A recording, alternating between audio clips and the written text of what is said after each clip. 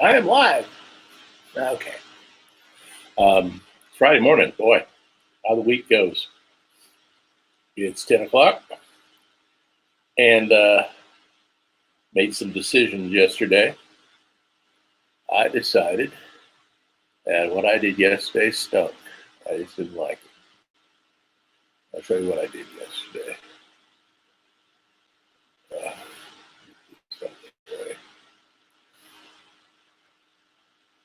Yeah, I did this yesterday.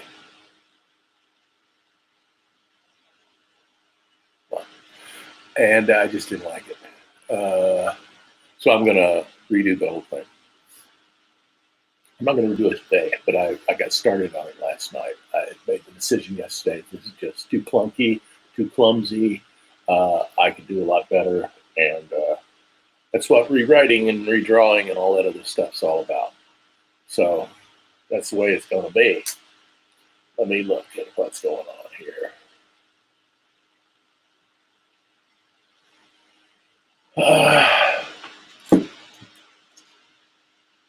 So I need to open up what I am going to do today. In a few minutes, I'll show what I'm really up to today. Let me draw this over here so I'm not hiding.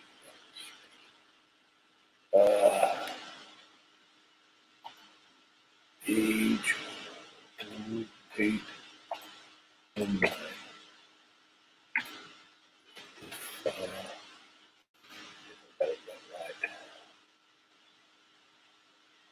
About page 8. Okay,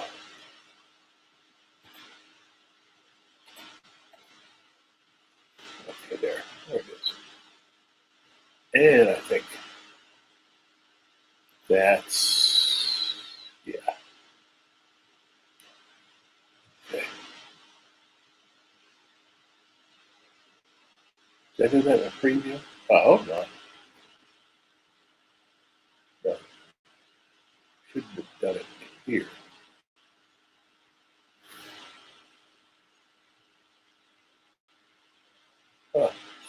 Movie though.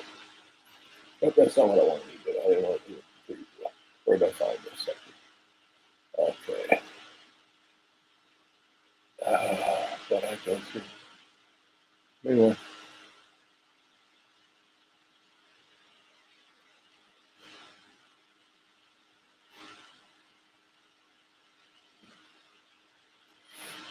This is what I want. I want to open up something here. Ugh. Okay. Then I'll go through all this. Yeah.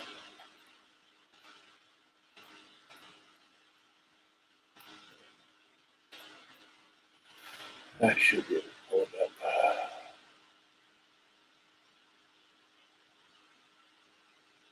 What?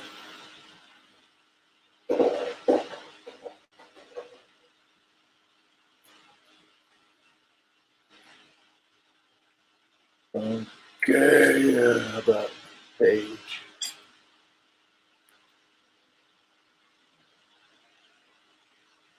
Oh, oh wait.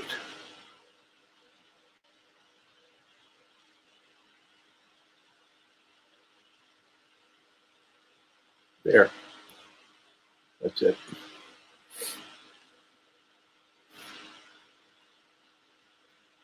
Okay, that's what I'm going to mess with today. Okay, it looks like this. I have a don't even do the stop that. Anyway, it's for some reason that type didn't get in there.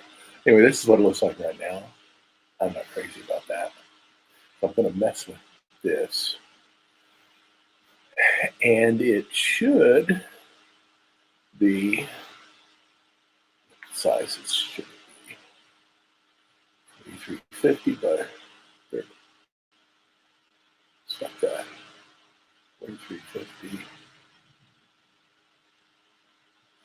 by 30. Okay, that's it. Now, I'm going to get rid of you, bud.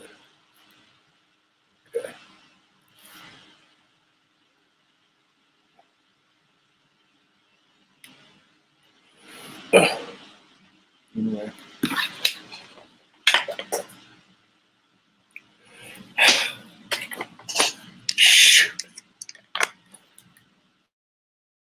I have mostly not been on air. I forgot to plug in my headphones. Yeah. Here I am. Here I actually am. Now it's 10:06. I've wasted 6 minutes. Not your 6 minutes, my 6 minutes, because I'm alone. Probably. Anyway, in the early days of this kind of stuff, it's going to take a while to.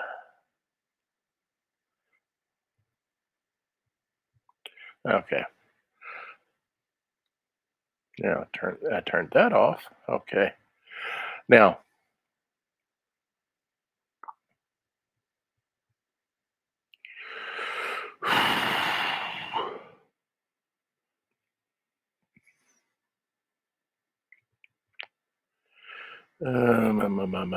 okay.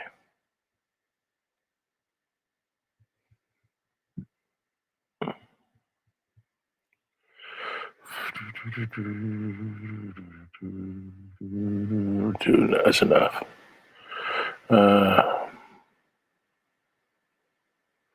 Okay. And then we'll get that. I'm always hemming and hawing at the beginning of this. Boy. Anyway. This is what I'm going to mess around with today. So I'm going to play around with page 61, which I didn't like at all. Ugh. So I got rid of all of the stuff in this layer. This is a duplicate image. I just hate this. So I'm going to do this. Here's my study for this. So I'm going to take these and lay them in where the other stuff was. These are better drawings in my opinion. And so over this, I'm going to lay that. And do a little shift resize. That should fit pretty nicely. Okay, I gotta get rid of that guy's face over there. That shouldn't be too difficult.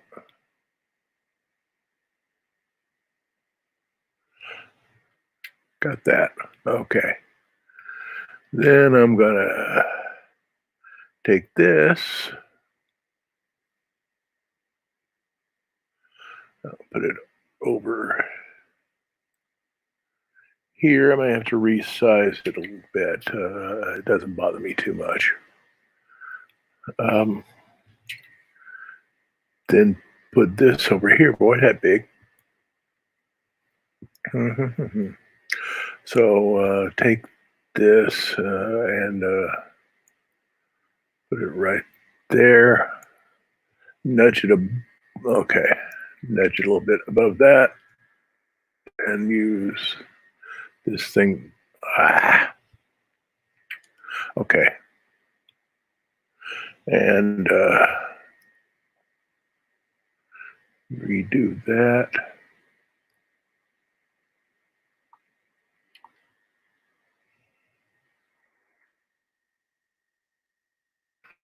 Okay. Apply it. Yep. And then this over here, which will, I'll have to play around with that. Maybe I should do it like this. Do this entire thing here. And then lay it over this.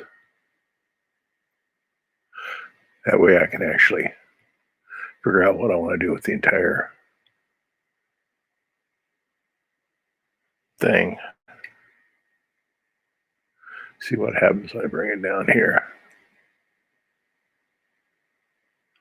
Have to do it like that.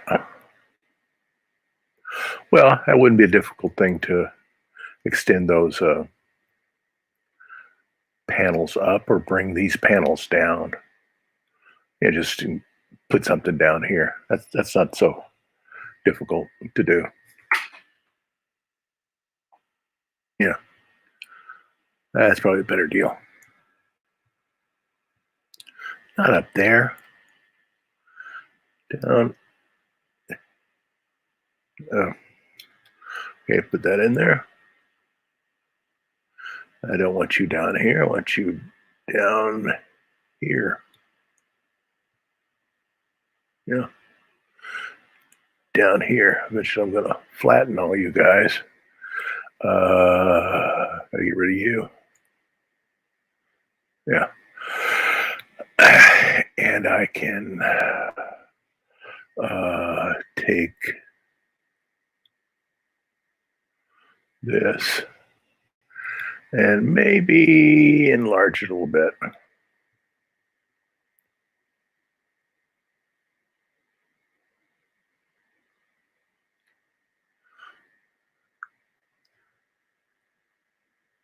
Yeah, I can maybe enlarge it a little bit. It doesn't bother me.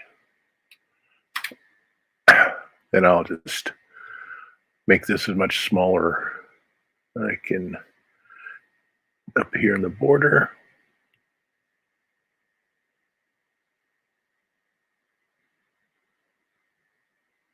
I can move you over.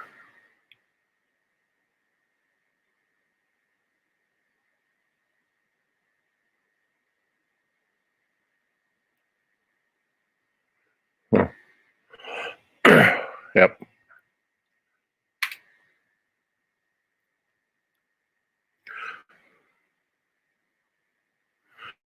And then I'll fill you with white, get rid of all that drawing I did on top of it.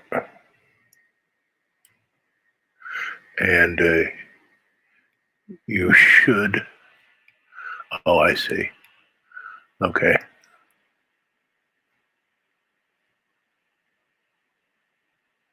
I had carved out a little piece in there. Now, I'll do that. Okay. So I'm starting to fix that little problem. Get this. Delete that. Then, yeah, I know. And then take this and move it down here.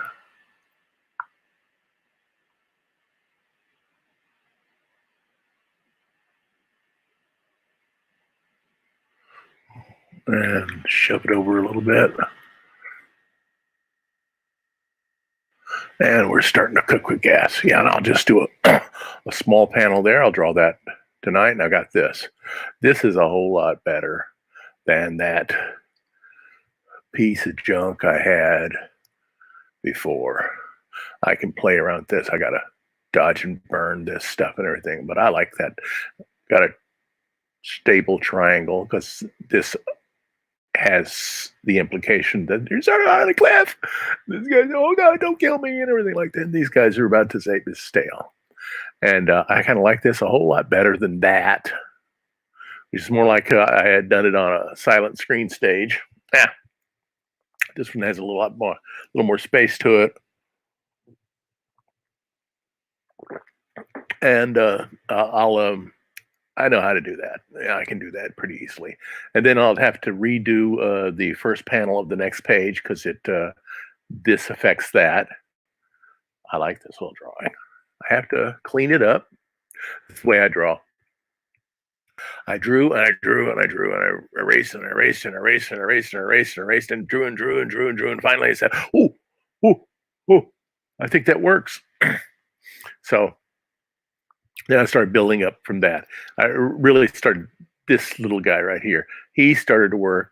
he started to do the little stretch and squash that you like in decent cartooning. He's got his thumb in his on his nose and stuff like that. Little things like that that make it cool. And this guy's hands up here, and so I can clean all this up. This I can build on.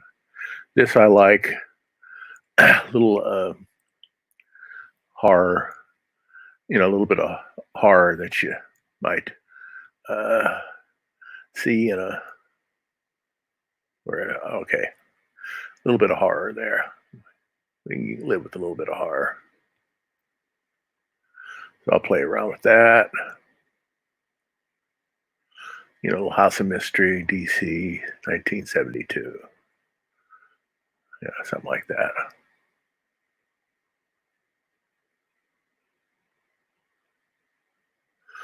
Nothing horrible, just somebody choking somebody, Nothing out of the ordinary.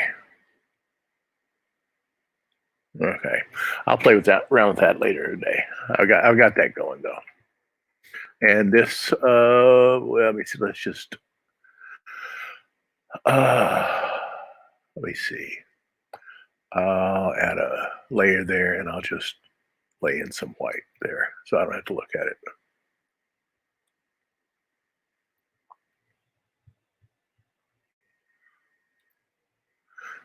I'm not very good at this, am I?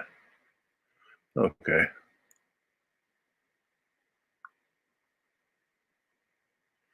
Okay. Got it. Okay. Do I still have that same stupid thing going on here? Okay, let's do it again. Never know until you know.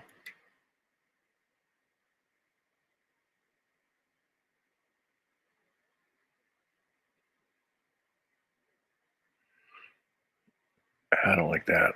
It's too wide. If I brought it up, yeah, I can at least see it a little bit better.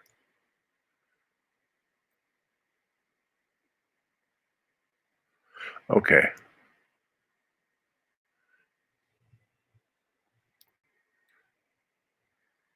Yeah, okay. I did it. I doed it. I doed it. I get a whipping. I doed it. And let's bring you out a little bit more.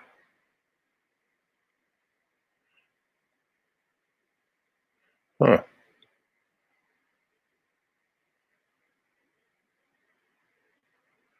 Okay, let's do that.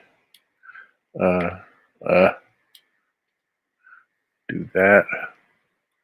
Don't worry about you. Go up here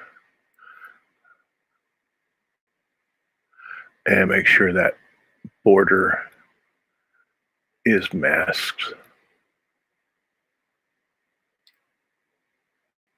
Well, I don't need it all.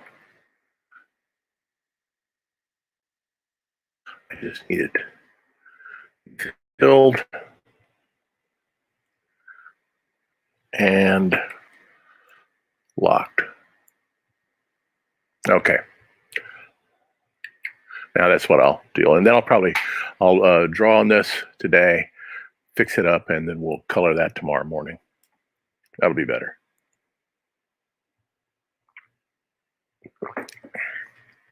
Okay, so we have that. And this is a P61 copy. And so we'll save that, won't we? Yeah. We'll do it here and ready for color. We'll just do it as a copy. That'll be fine.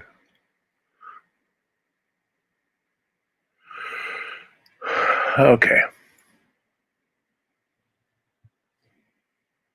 So today, I'm going to, first thing I'm going to do, I'm going to copy this watercolor layer that I have over here, and I'm going to lay it on top of this as a multiply. and then I'll baste it. Now I have to resize it because it's a little too small. That'll be okay. If not, I can always fix it. It's a digital. That way I have the appearance that it's a watercolor painting, which I kind of like. I'm evolving in my theory of coloring comics, which my theory, mine alone. Who said that? My theory, mine alone. Something from my childhood or my young adulthood when I was listening to some of the squirreliest people ever. Okay. Now, I don't have to do anything when it comes to. I'll put a layer of tone over this. And that'll.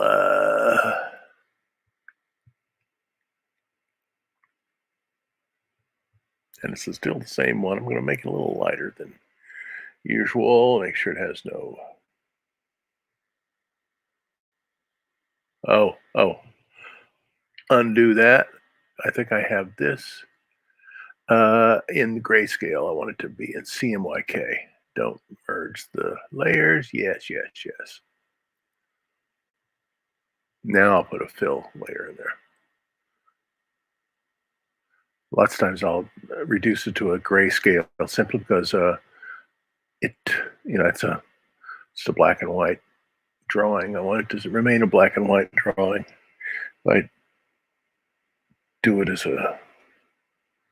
Okay, that's good. Okay, now I can play around with. Now I'm going to create my color layer. Make sure this time I make it in a multiply color. Then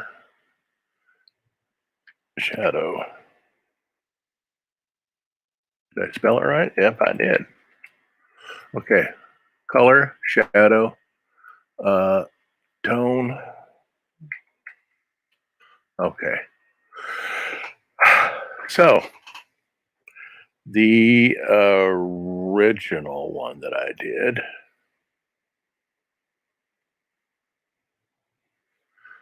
Let me see. Be nice. Yeah, looks like this. Yeah. Original one did look like this. I've got it's the beginning of a chapter, so I had to put this over here, which I'll probably replace. But this is just too. It's not this. Nah, not for me. I got to do better. Got to do a better job. So let's start messing around with where the sun's coming from this way. Yep, it's coming from this way. So he's gonna have the okay 100% midtones. I want the highlights. Yeah, he's gonna be in the sun. Sun's on his back. Poor guy looks like Al Pacino.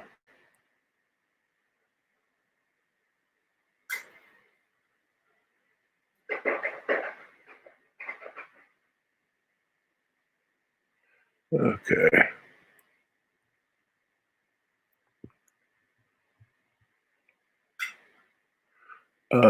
We got that. That'll obviously be in the sun. Maybe we'll have a little bit of this in the sun. And he's in the sun.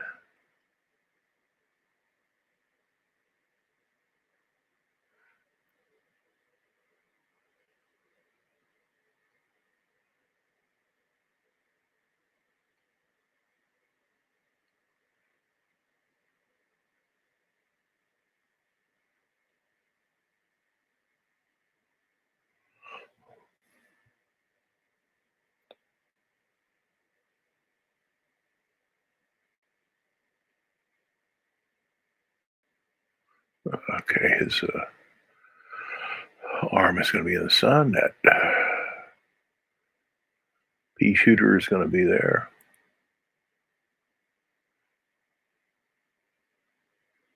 This is also going to be there.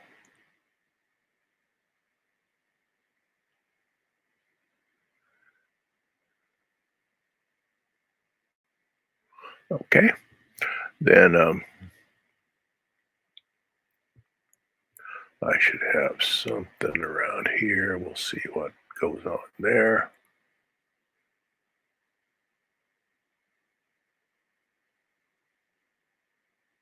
Yeah, this will all be in the sun over here.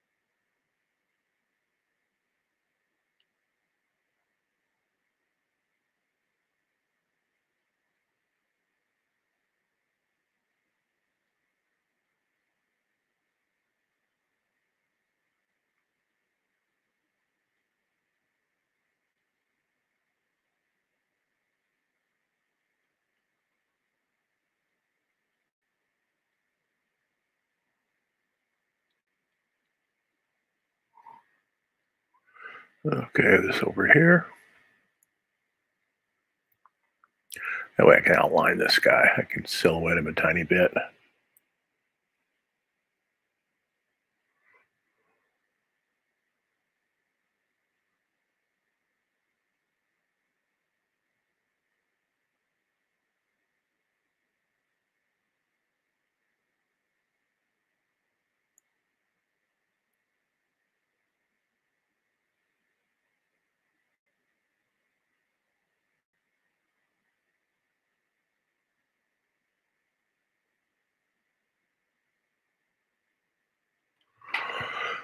La la la la la. So I'm going to have lots of high contrast up here, low contrast back here, a little bit of contrast back here, a nice crazy sky up here, and that'll establish my foreground. My middle ground, which is full of dead bodies. This is the Battle of Gettysburg. And then these guys over here, these guys over here, and na, na, na, na, na.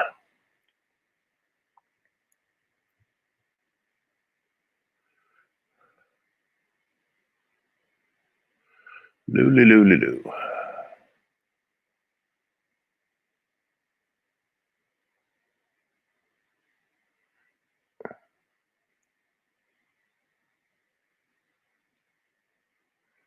And this is my Grandpa Blue as a 15-year-old. Knows how to shoot. He comes from a country family who hunts game. The Mennonites are against that. But shooting people, whole nother matter for poor old Grandpa. That blows his mind.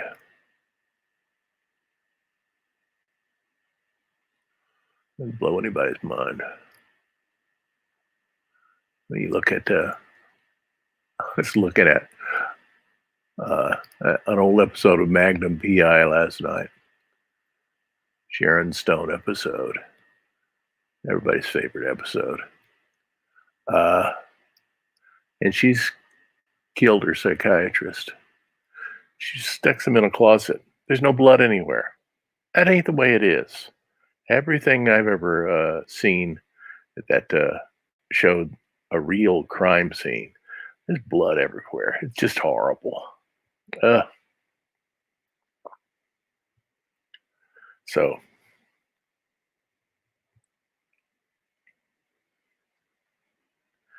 this has a big old effect on Grandpa. The idea of going off to war and and living up to the ideals of freeing the slaves, which is a Mennonite thesis. Before anybody else said it, the Mennonites did.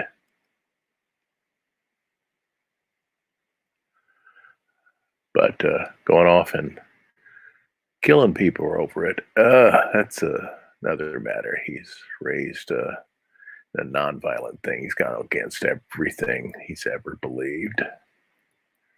And so this becomes one of the things I really want to examine.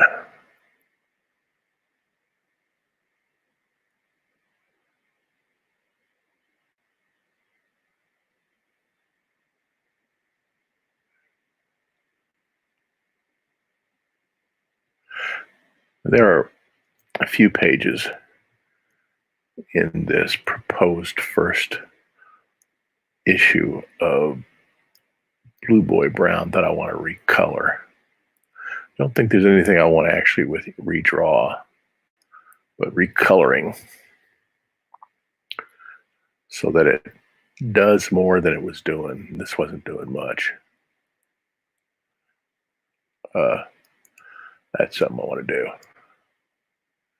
And so I'll just scribble over here because I'm going to play around with that.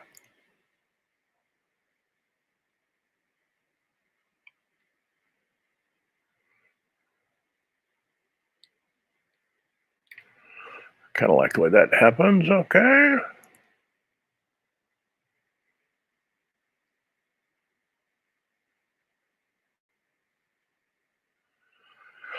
And these guys, you want to have their feet to a certain extent highlighted. I can always play around with that later. Okay.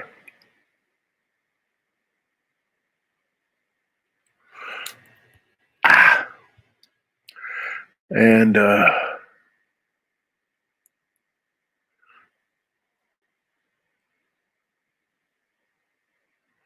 like that.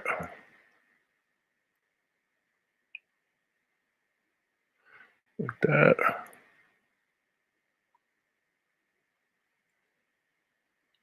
Like that.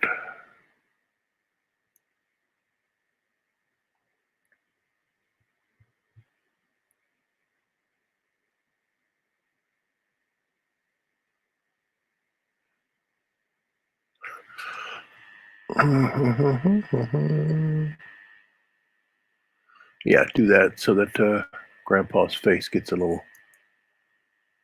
Yeah, it gets some. Gets a little more attention visually.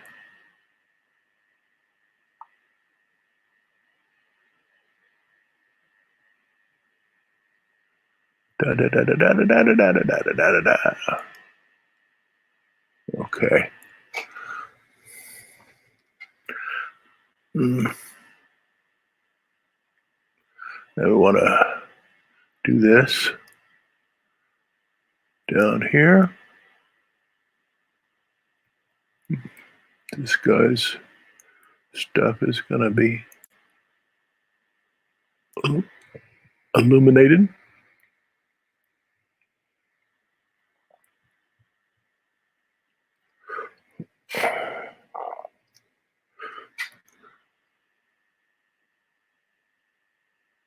For you who are new to my rationale for coloring, this is the classical way of preparing a painting by creating a middle value that one can work off of, so you aren't maddened by the white of the canvas. Common thing.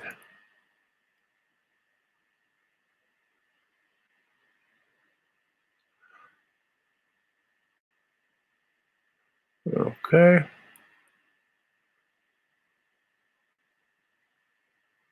And the rest, I'm going to leave as I'm going to leave the tone on top of it.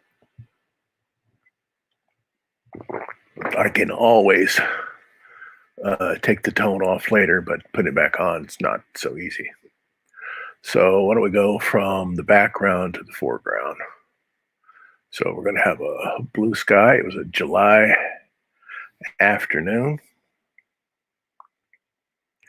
So we're going to have a blue sky. It'll be mottled a bit, but still it's a blue sky.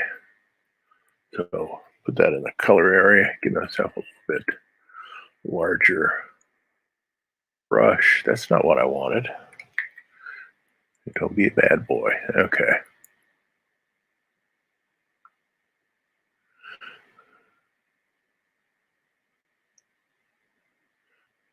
And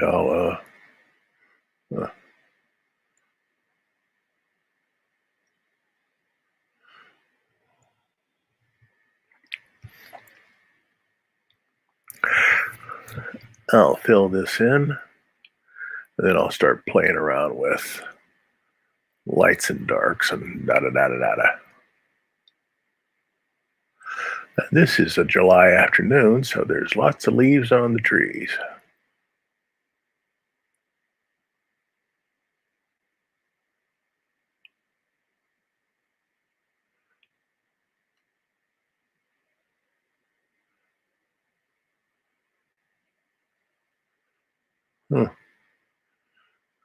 That's in the multiply. Good. Usually when you have multiply, strokes have a tendency to overlap each other and create these little order riches. It's not doing it this time. Mysteries of Photoshop. Ay, ay, ay. Anyway.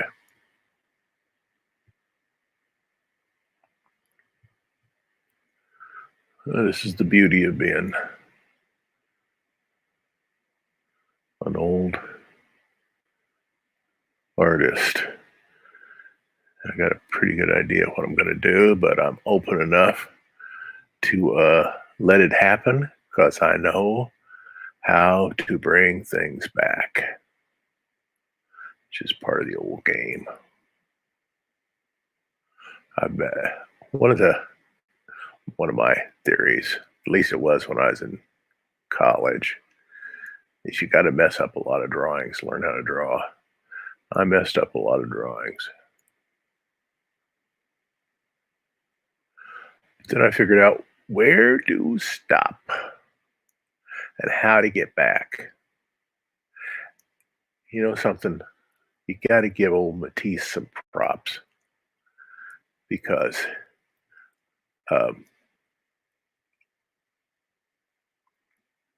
this whole thing here, where this is just as messy as all get out when you look at when you look at the actual drawing. It's just messy because I kept drawing and erasing, drawing and erasing, drawing and erasing. I got that from old Matisse. Draw and erase, draw and erase, draw and erase, draw and erase. Don't worry about it. It looks like a mess because in the modern aesthetics, showing the process is a part of the aesthetics. So I learned how to do that. And in the digital world, you clean it up with dodge and burn. Easy to do. And so you can make it look like a clean thing, but when you're drawing, just let it go. Don't try and create something look like just came off the shelf in a factory, which is the adolescent way of making art. It's like it's got to be perfect from the get-go. There are adolescents who don't subscribe to that, but they're superior to anything I was when I was an adolescent. Okay. Getting there.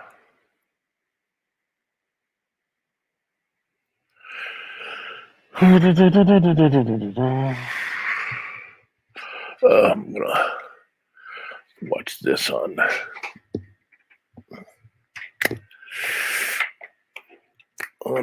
Facebook on my. I got a Fire tablet that I use for this.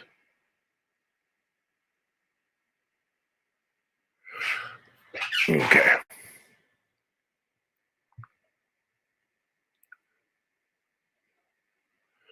And I was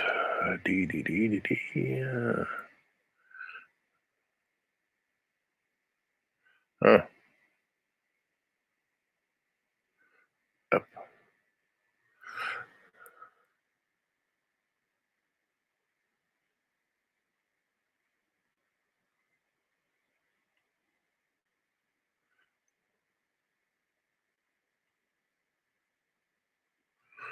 No.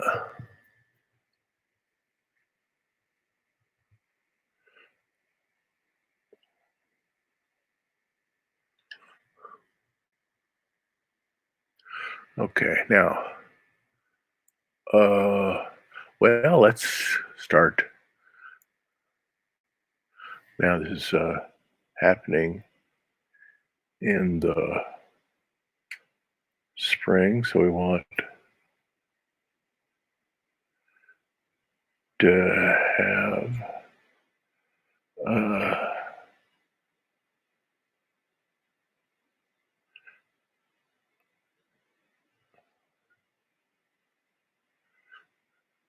okay, let's try that. A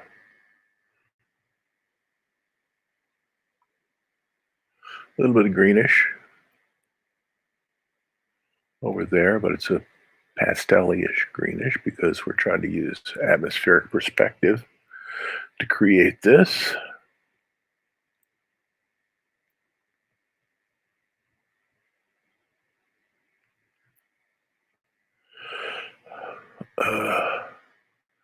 And so in the background, we're going to be going towards much more saturated color, much more full body color. Don't want to do that in the background because that would make the background pop forward.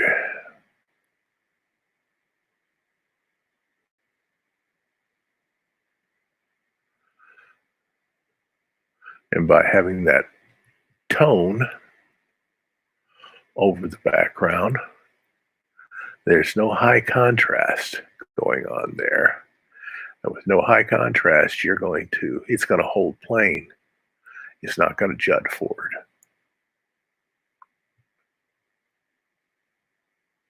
And I don't have to mess with it. I don't have to plan it out. I've planned it out. I don't have to construct it on the fly. I've already got it planned so that that low contrast gives me what I want.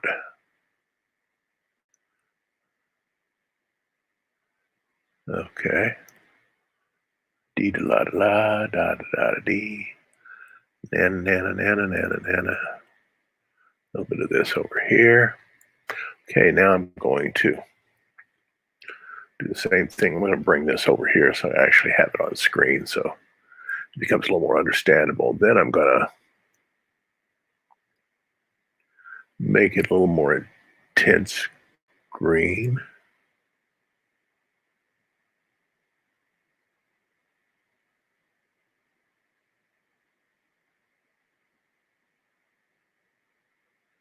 And it still doesn't have any black in it.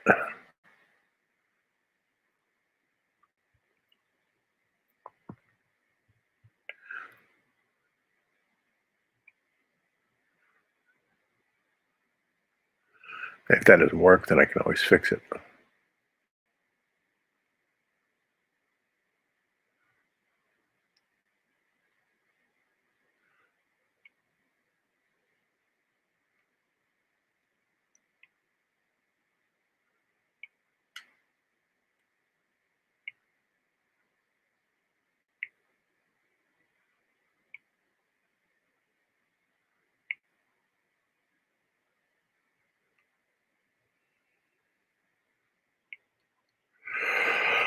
Let me see. no comments yet, so I might as well put my banners up. This is where it's all happening, guys. BlueBoyBrown.com.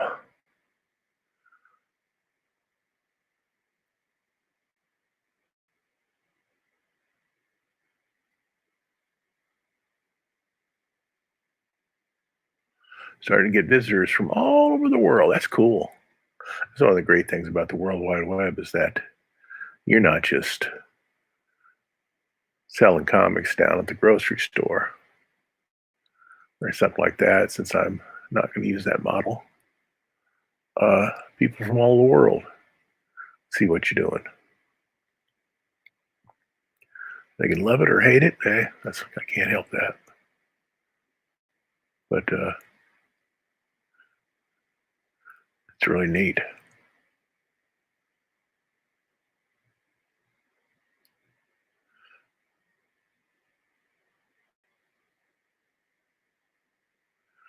La la la la la la la.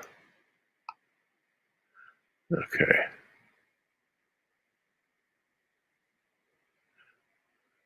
Okay, gotta look real carefully here because there's some bar coming out of that. I want to kind of catch that far that's coming out of there. Far is a country way of saying fire.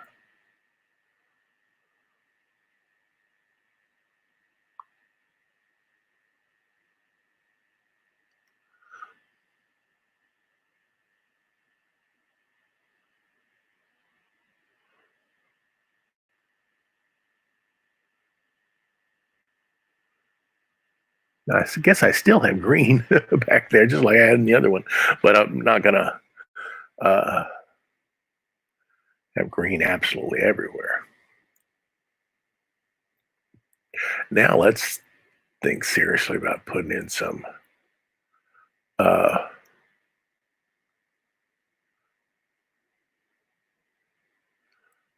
some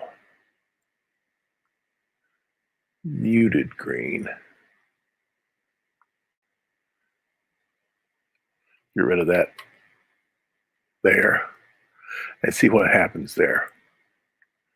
Just to give you a more muted thing, in which I may want to do with a lot of this.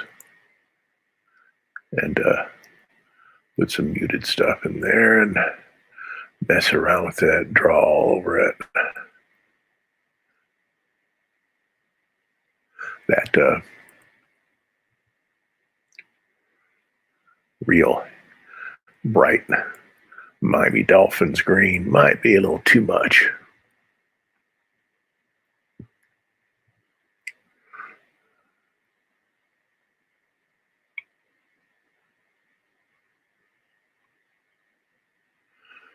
Might be better to have a more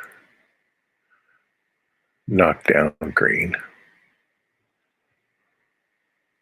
Yeah, to complement your color to a pure color, and you've done what's called knocking it down.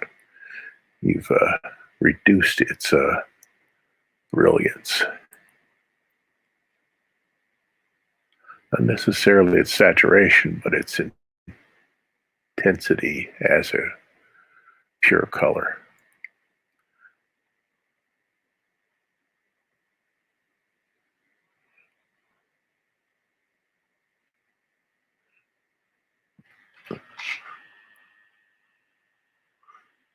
Yeah, that's probably a good idea to blend these two areas together.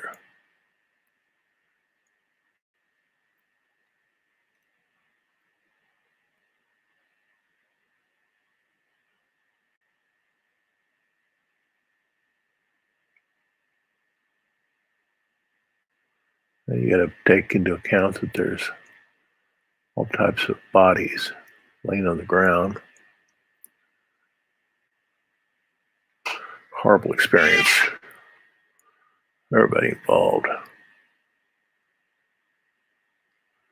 Which is probably why there were 200,000 desertions in the Civil War. That's an awful lot of good guys saying, I can't do this.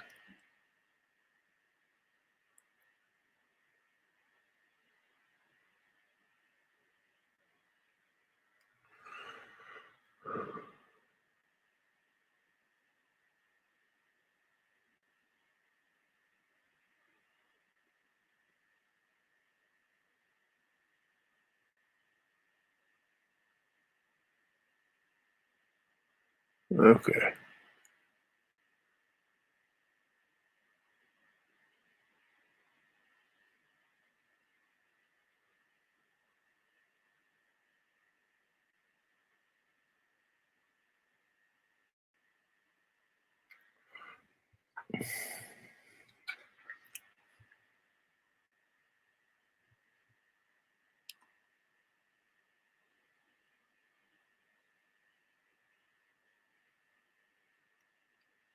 Okay, let's see what's going on here.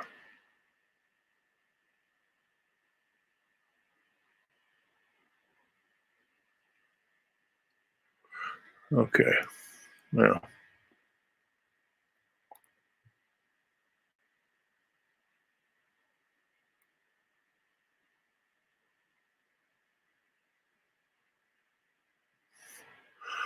blend this a bit. Blend this a tiny bit.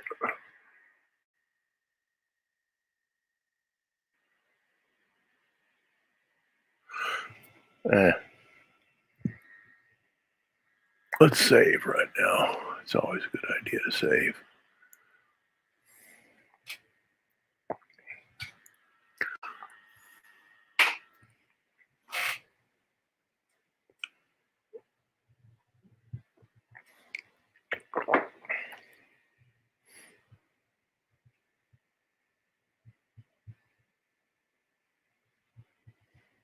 It's amazing.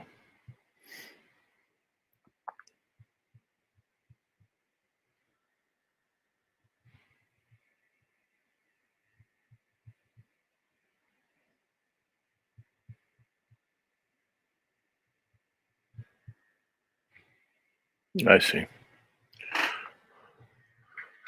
Could not say because the file is locked. You don't have necessary access.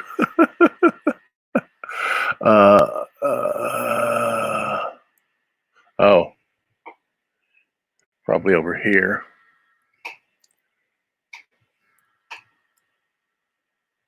Yeah, I got it over here. And this is, I'm going to save it as. Yeah.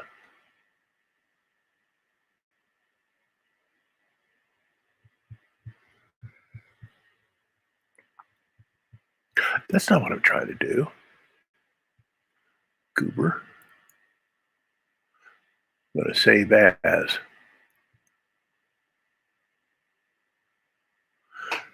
Just save it as recolor.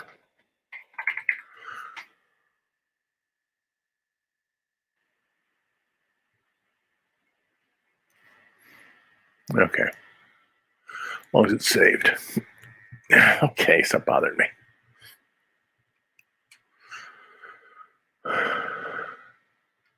Now do I have it saved?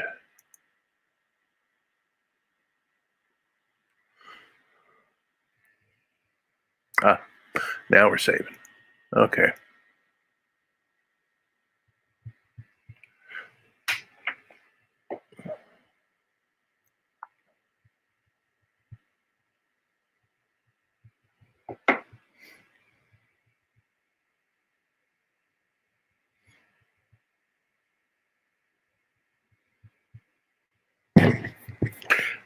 There, that's what it is. Okay. So, what was I doing? Oh, I was trying to do this. Just, if I could do this without getting the rotary phone, it would really be nice. And I think those rocks in the background have to be warmish gray rocks. I don't want them interfering too much with the um, coolness of all this. I want all that coolness to cause the background to stay where I want it, not to jut forward too much. Got a little bit of that going on here, but that's actually not too bad. That's sort of like a secondary focal area.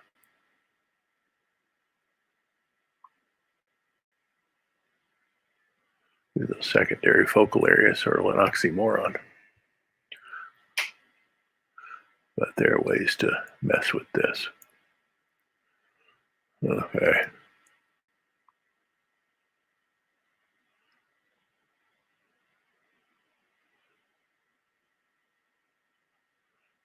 Okay, what are you doing here? Normal, strength 90%. Okay. You are supposed to be, something's supposed to be happening to you.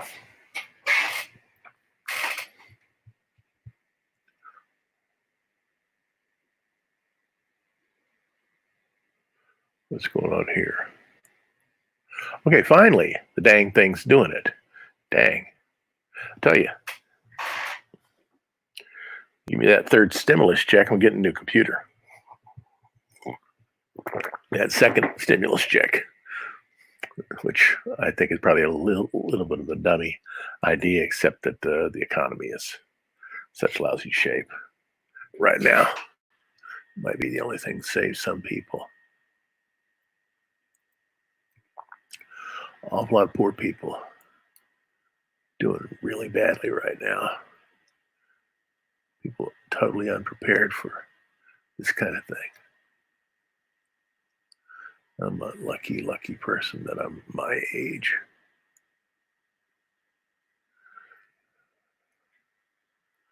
Okay. Who would you do? Okay. Now I'm using a little bit of my old Cezanne chops. It's always good to look at Cezanne. When you're coloring, the guy knew how to color. Knew exactly what to do with color, how to make it push and pull. So just by doing this, you're doing that. You're causing these edges, which are necessarily harder than you want them to be, to soften up and lay down. And they can look like undefined rolling areas of the landscape. And that's just fine.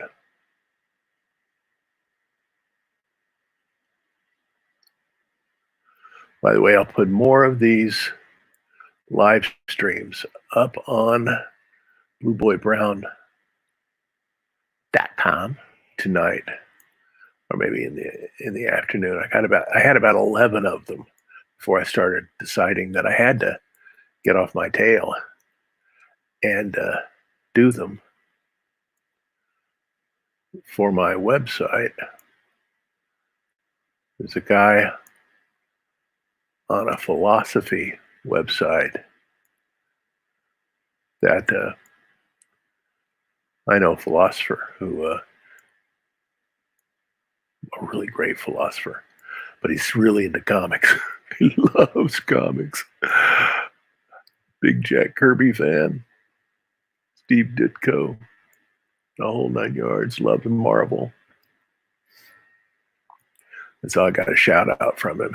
And one of his subscribers said that he was fascinated with the way I talk about the process of comics, which I think is fascinating because it mimics movies. We predate movies as comic books by about 50 something years. The first real comic book was about 1842, 1846. I'm not really sure those two dates. It might have been 1846. Could have been 1842. But it's here in America, and it doesn't look like anything you'd think of as comics, but it's comics. It is comics. It's panels and stories and stuff like that. And it's tremendously wonderful. But it predates movies by a long shot. And graphic storytelling has been going on since the Sumerians with that music box that has one side is war and one side is peace. And it's all in registers with different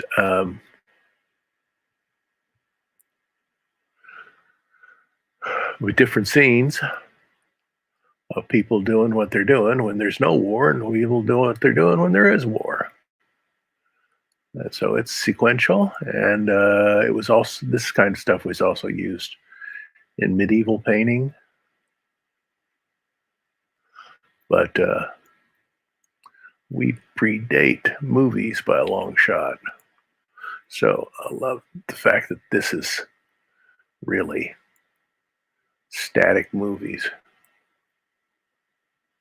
So good old Steranko was really spot on when he started using movie shots. He wasn't the first one to do it. Eisner was probably before anybody. And people think that he had gone and watched Citizen Kane, but Spirit predates Citizen Kane and all the things he was doing. He was probably looking at maybe looking at auto primature. Who knows? But he's getting some really good ideas. Little Eisner.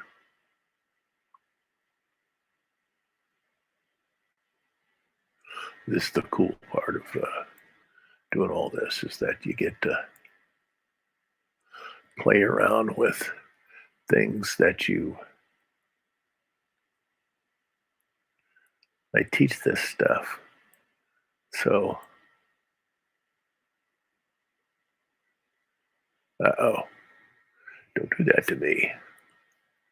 Sometimes my little wireless thing goes kablooey on me. Okay, reestablish yourself, boy. Yeah, will in a second.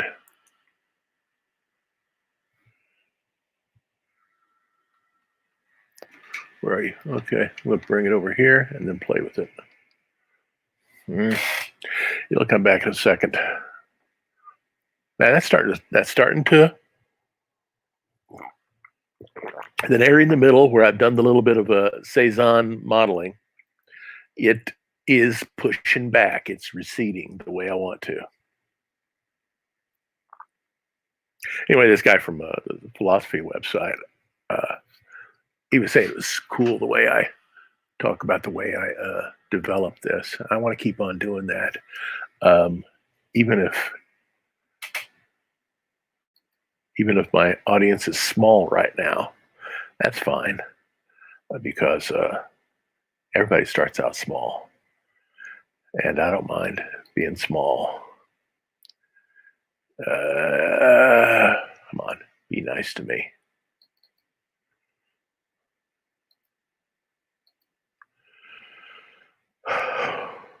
Wonder what happened to my little my Bluetooth.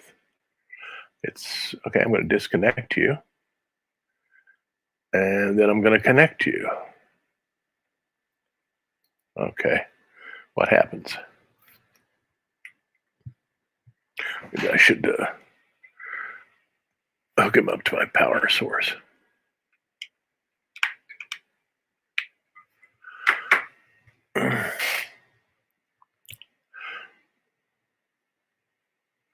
Say connect, connect, connect, connect. Come on, connect. Now, I'm liking this a lot better than that uniform green.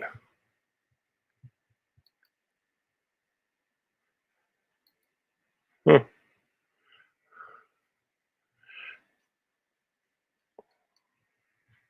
wonder what happened. So mysterious. So mysterious. It'll be okay though. So maybe I'll just go back over to this and take a look at this. Not that. Now you give me the beach ball. When I get mad at you, I restarted the computer, restarted my router. There should be no problems. What's this 30% thing?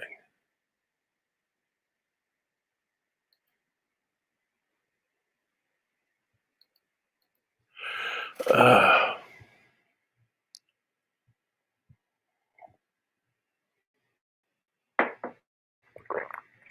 I came back. I came back. I'm back from the nade. Okay, fine. Okay, I'm back from the dead.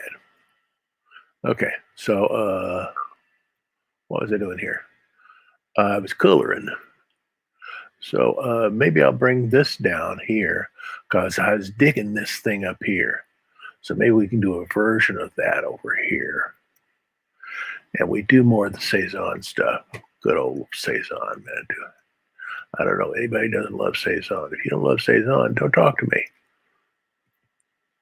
Because this is a guy who, when he was young, was into all this Baroque expressionistic stuff that was beyond his means. He wasn't kind of artist who can do all that stuff, the academic stuff like Gerald May and stuff like that. So he says that his great breakthrough was finding a strategy to bring art within his means. And that's what everybody does. Some of us have very few limitations, but even if you have lots of limitations, and I know what that's like because I grew up with a brother who could draw anything. Very frustrating to deal with this guy. Love him with all my heart. But it was really frustrating to grow up and always be trailing behind this guy. Always trailing behind this guy. So my entire strategy has always been to take my limited abilities and try to find some way to make it possible for me to make some decent stuff, which I think everybody does. Even if you're really good, there's always limitations.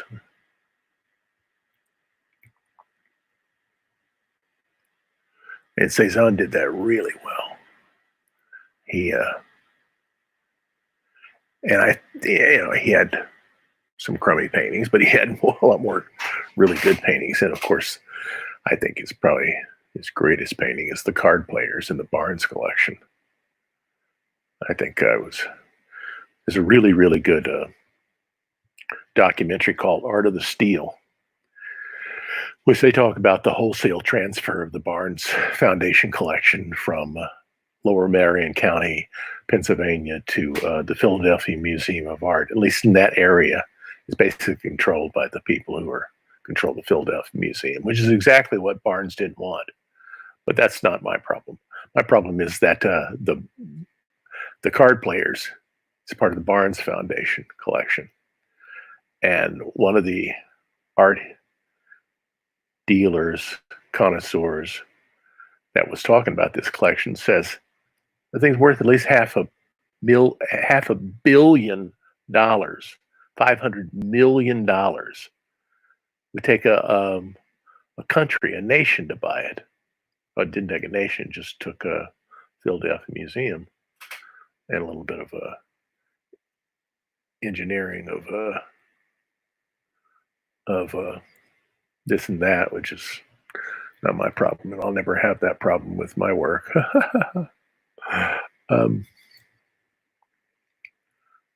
They were able to get it for a song. But fortunately, you can go still see it. You can still see it. It's just in Philadelphia instead of where Matisse said it should be seen. He said it was the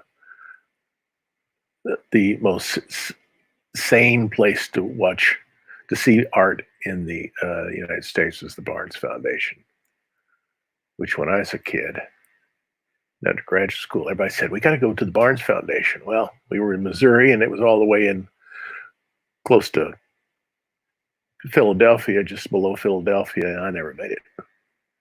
Even when I was living in New York. When I was living in New York, the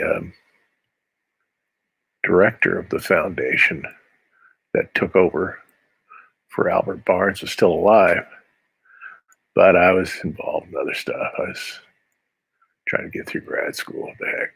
Anyway, that's starting to get there. Stop the rotary phone. Okay.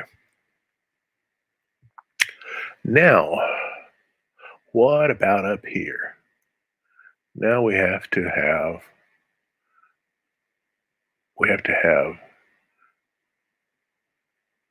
the rotary phone has to stop. You have to stop. Okay, see? Eventually you get listened to. You have to get that. And then you're going to increase its intensity.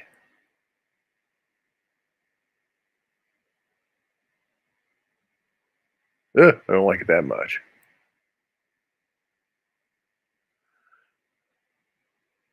That's a little too much. Yeah. Yeah, that's more like it. And you're going to mix this with some of the rock outcropping. So we get the rock outcropping will be a warm color. And you'll be doing what Cezanne talked about, or actually demonstrated in his paintings, where you did push and pull. When something's warm, it pulls you in. When something's cool, it pushes away. So push and pull. But if you put them all in the same zone, they push and pull and they flatten out. So I don't want that to happen. So I've got to figure out a way to cause this to jut forward, but not flatten out. I want it to really hold plane.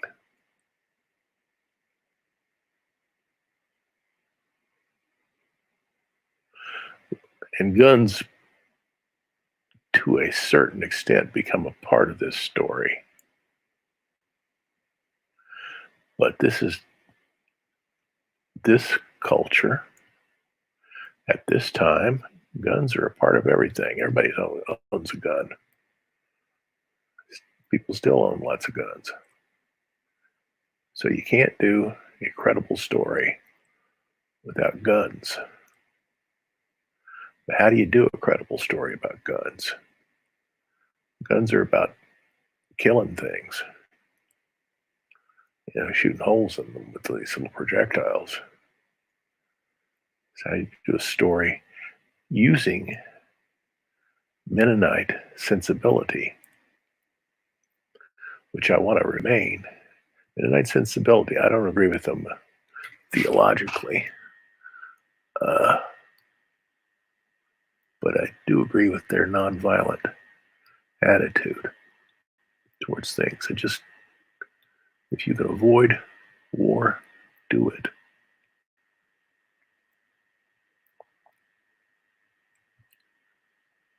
Because too many people die in war. An unnatural death. Okay, I'm starting to get this guy all stuff. I've got to do something about. He's got blood come out of his mouth, which is kind of gory. But just like the television show last night, where somebody had been killed, and there was no blood anywhere. Somebody looks around and says, oh, "There's no blood. There's no blah, blah." No, nobody's that good. Nobody's so good that they can clean up a crime scene in like 30 minutes. Get all the blood off the walls, all the blood off the floors, and everything like that. That's the way They do it on television. You can't get too gory, otherwise, people really get turned off. So you got to find a middle ground.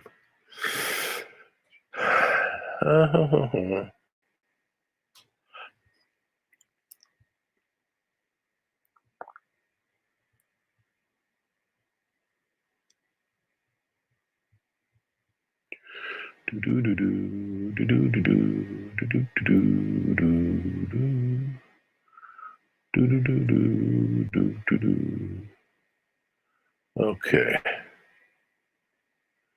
I'm going to have to play around with this over here. Fortunately, this process is made for people who like to play around.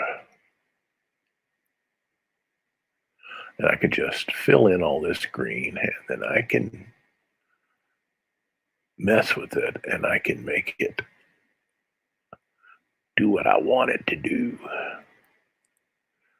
I don't have to get too fancy over here, just as long as I don't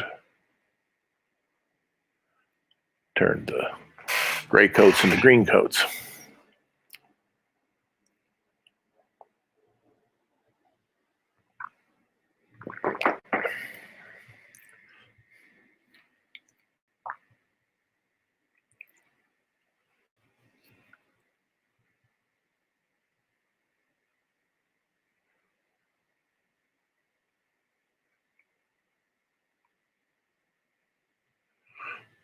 Okay.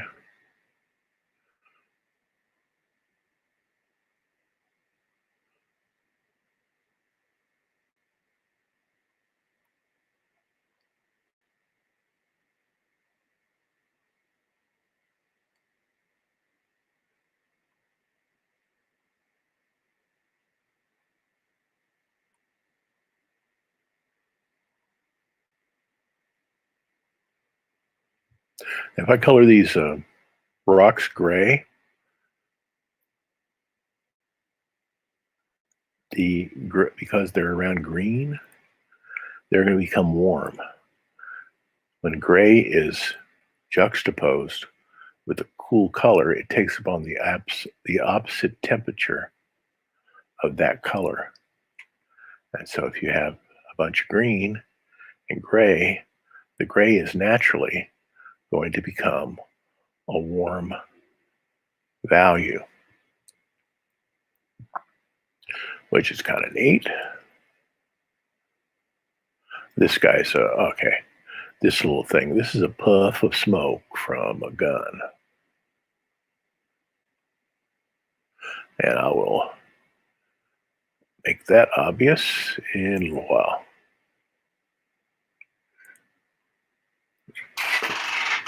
Okay. Gotta get up a little closer and take a look what the heck I'm doing.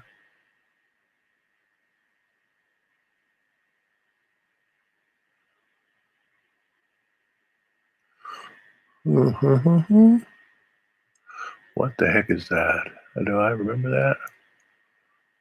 That's just a bunch of rock or something like that. Yeah, I think it is. Yeah, it's a rock. You could get Grandpa Blue's face.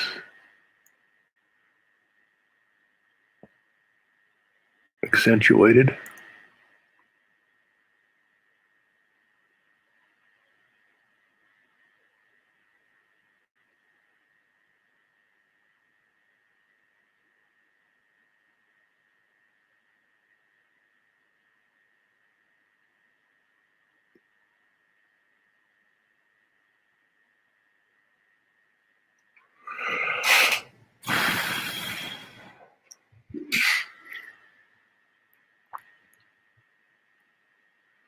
Do-do-do-do-do.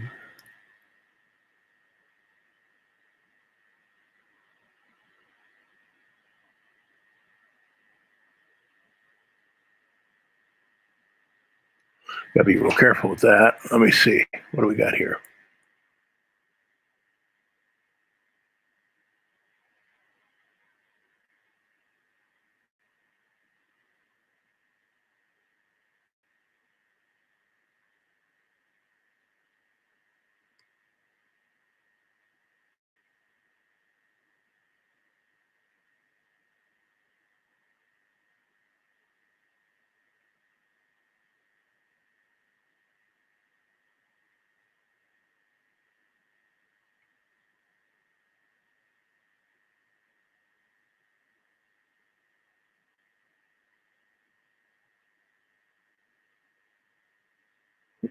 Oh, that's his gun going off.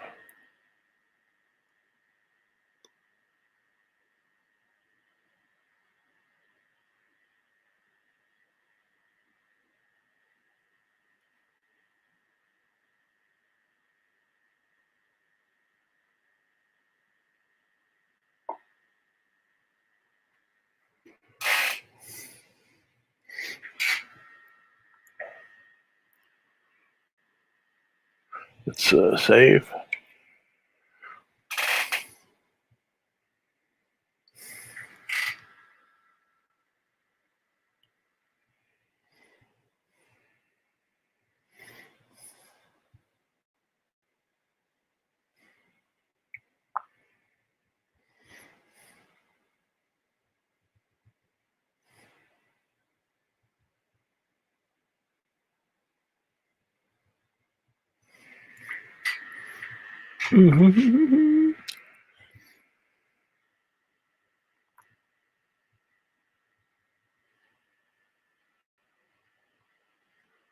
Oh, yeah, I'll mess things up by trying to draw when they're trying to save. Okay.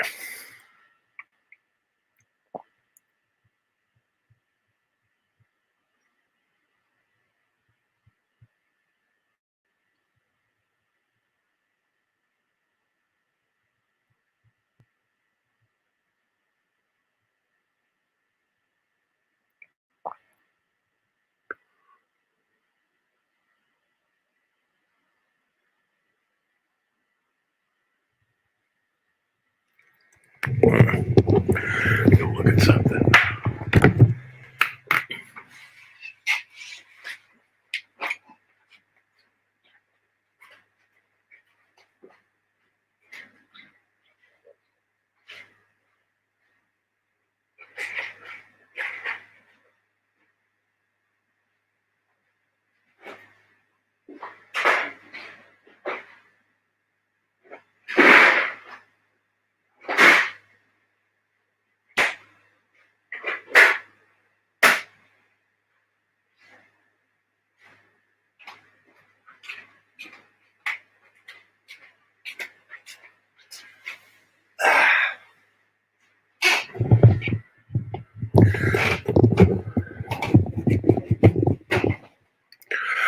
Okay. Had to go into the ice maker. I bought a countertop ice maker because my refrigerator thing was starting to mess up on me, and I don't want to buy a new refrigerator, but repairing the refrigerator costs more than the ice maker, so I bought the ice maker.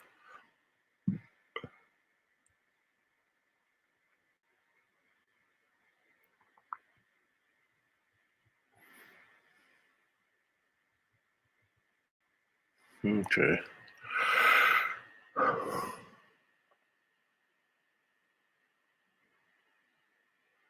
Let's get all this done. I can start coloring the soldiers' uniforms and all that stuff. Start blending things in, adding shadows. We might actually have a comic book page that holds its own weight.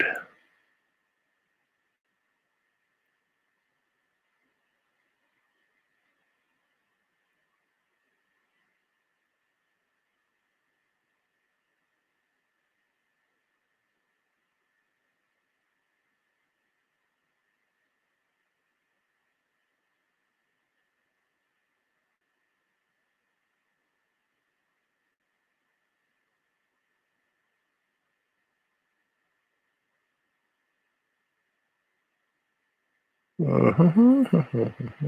that thing in there.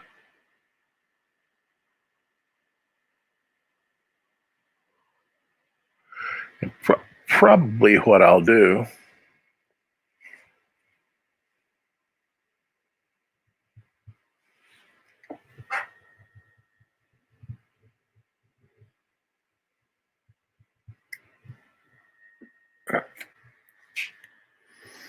is I'll just color all this in. Color the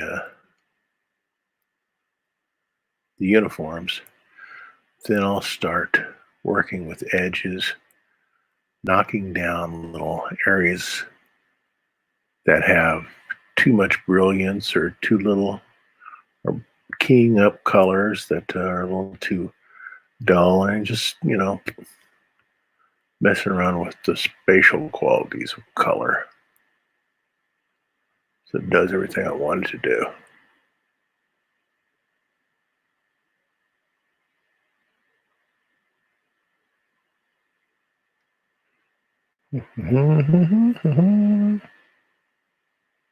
We got that there. Now it's just this little area down here, and I'm in pretty good shape. I can start working on the uniforms, the flesh color of these guys, some of which are going to be very pale as their life starts leaving them.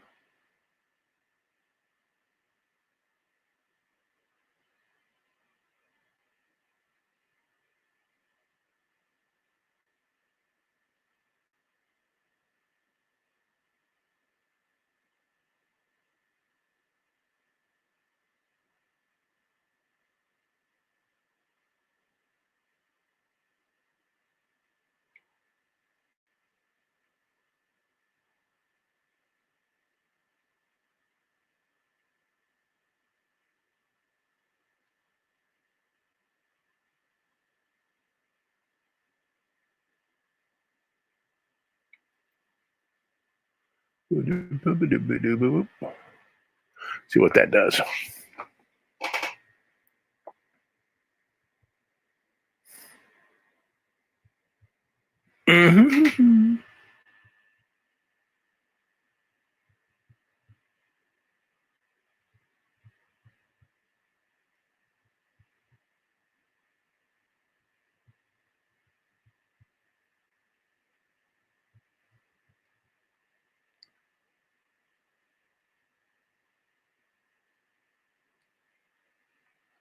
And we'll do that. Okay. Getting close.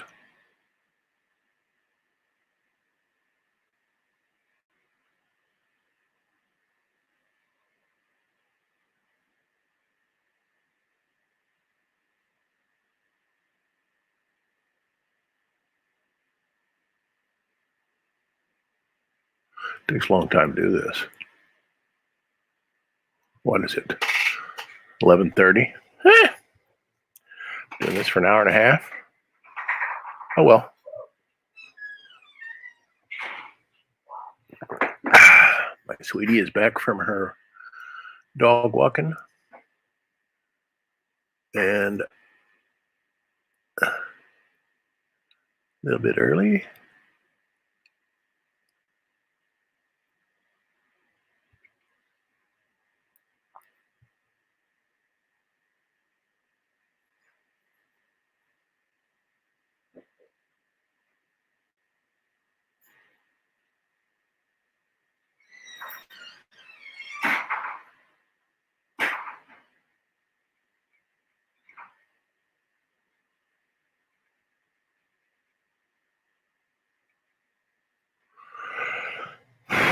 Okay.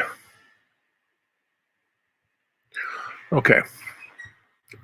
So let's take this and bring it up into the ultramarine blue area. That's a little too ultramarine blue. And what part of these guys to, I'm going to have to reduce my, I want a part of these guys to be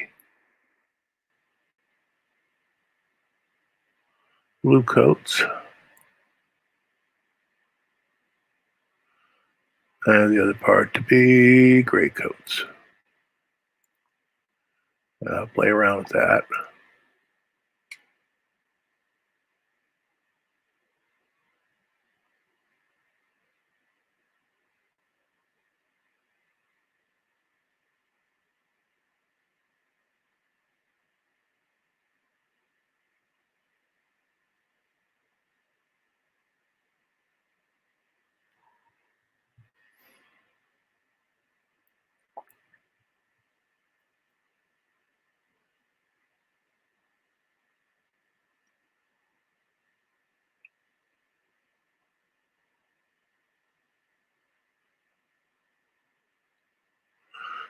Okay.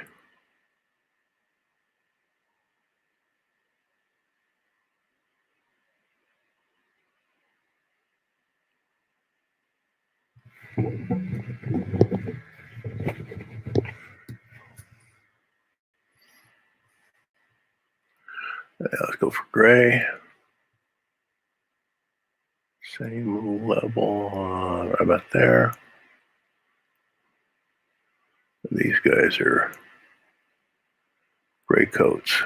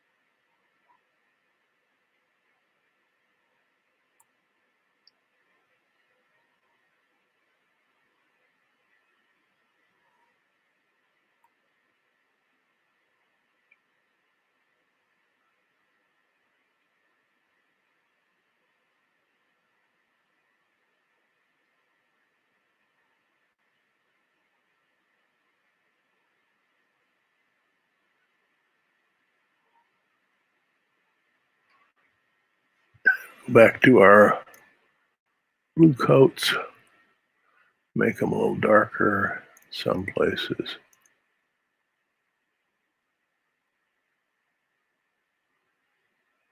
Because probably it's a good idea to get rid of some of that higher,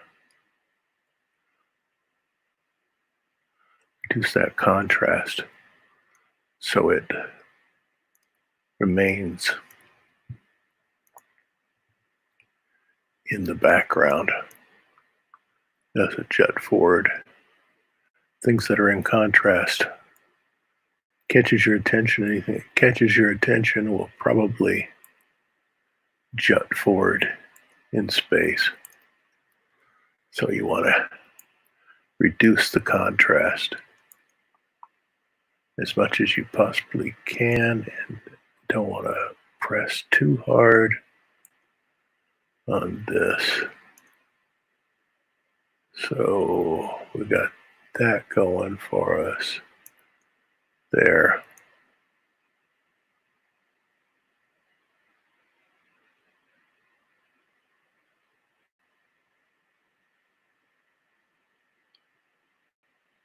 And then we'll go back to our gray, make that a little bit deeper. And do the same thing here. Get rid of some of that contrast.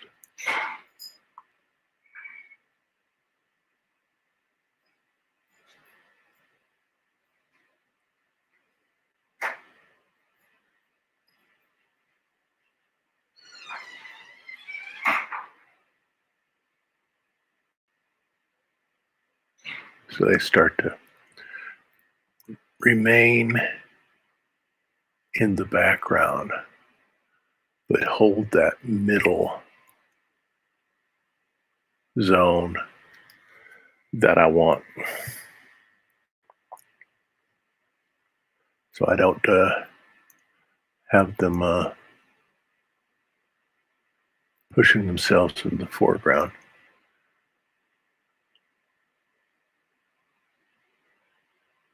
I'm gonna increase the size of that a little bit so I can see it a little bit better.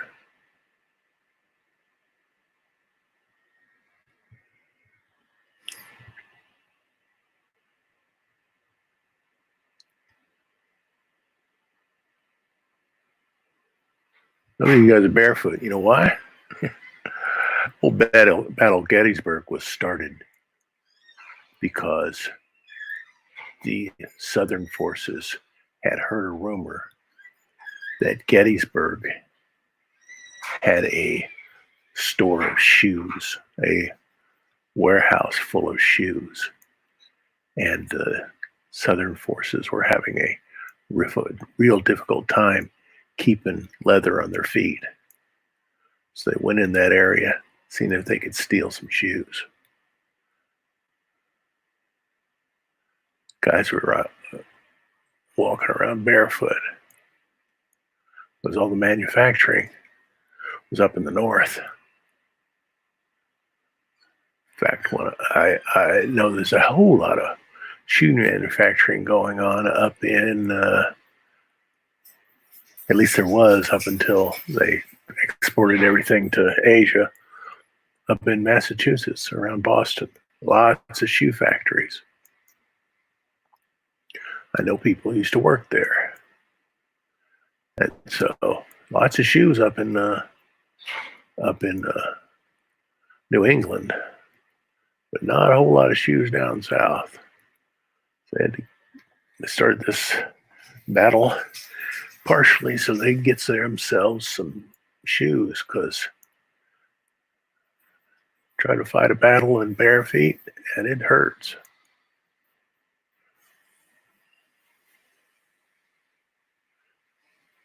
Okay, that's starting to do it. Don't want to get rid of all of that tone, but you do want to get rid of most of it. This guy is a gray coat who just met his maker. I'm just going to leave him as a silhouette.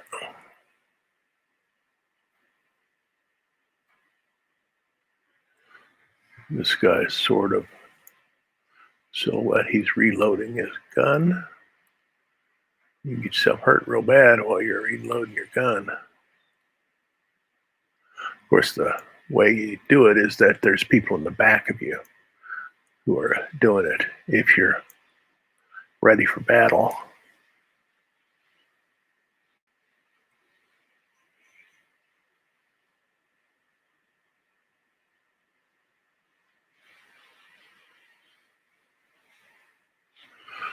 Okay.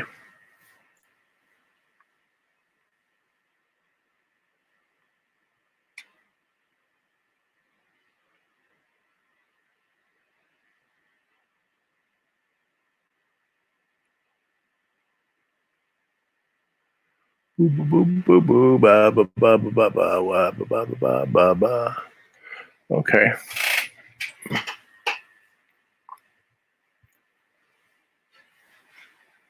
I should do this a little bit here.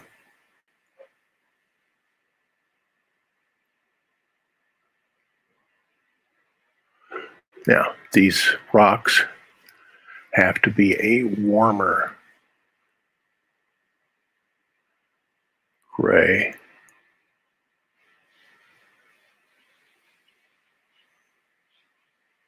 So that's at least how that's what my head's coming from.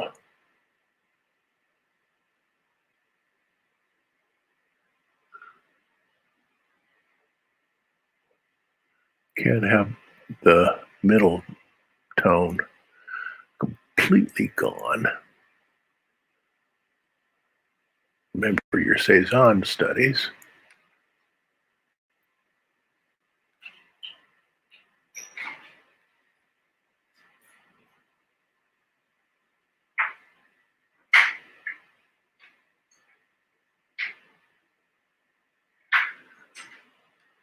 Okay.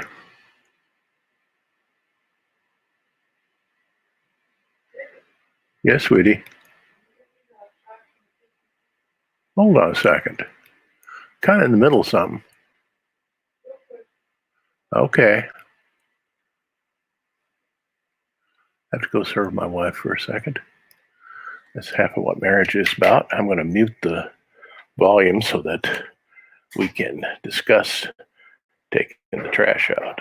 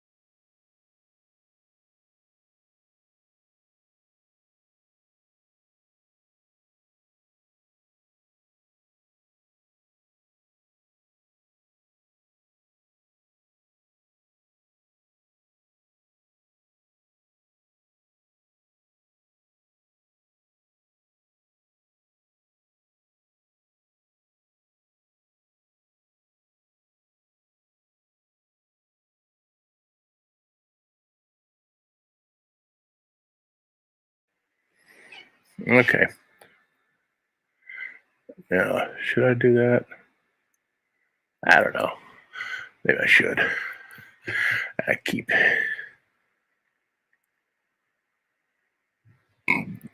Okay. Now, and I can just um, yeah, that'll be the equivalent to do. So I'm doing this over here. It's a slightly, I guess, when you increase the, when you zoom in a little bit, you can see this is a colder blue, gray than that is. So I'm still trying to mess around with my Cezanne studies. Is that working? Huh. Maybe I should save.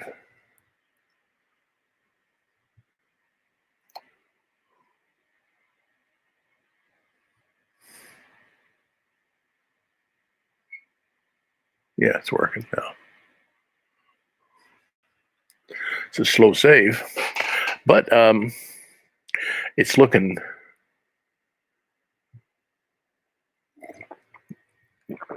infinitely better than that first version. A whole lot better.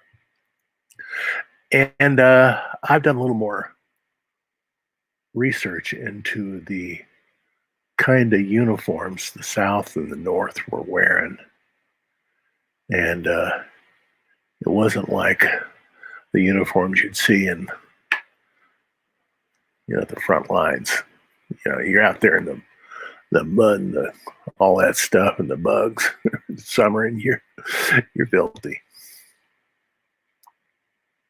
So a little more of this. Good, that's working. Get that over there.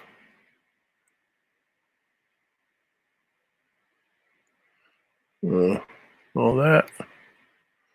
Bring that down here a bit. I can always play around with that. It's always drawing in the comic digitally, which always solves a lot of problems. This is a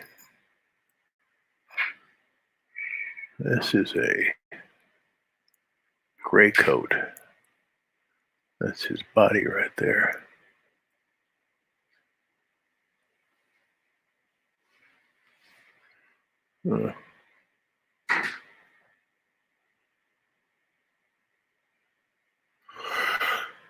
And back to the warm gray. Put that over there. Put this over here.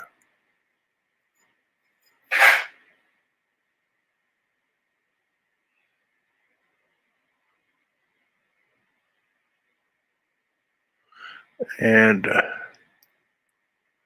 play around with it up here too.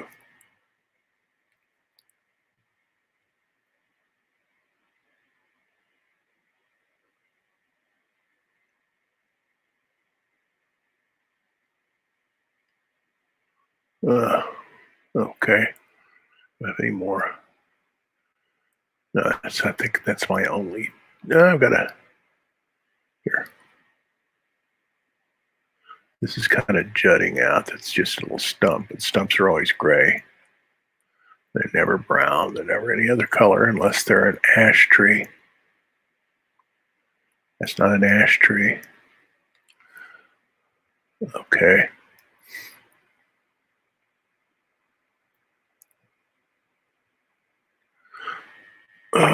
Maybe play around with that there.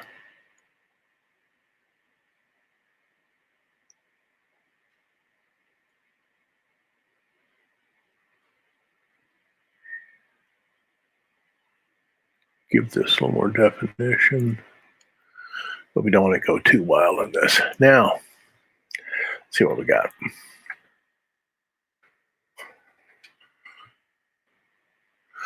Okay, need a little bit of green amongst this. This doesn't look like it's just a flat color.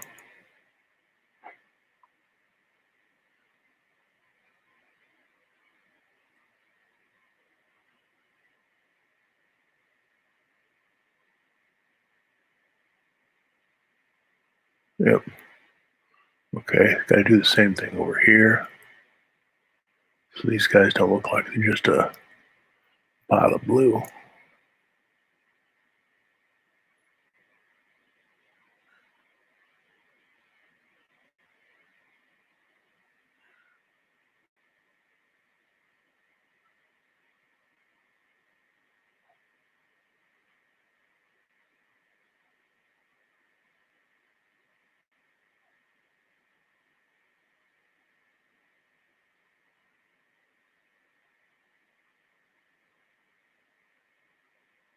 Yep. Hot dog. Thank you, Monsieur Cezanne. You always come through for me.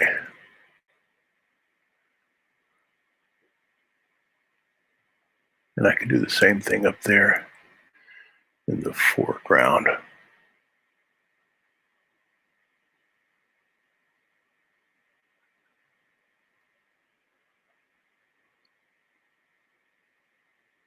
This kind of muted green where I've placed some red in it really helps.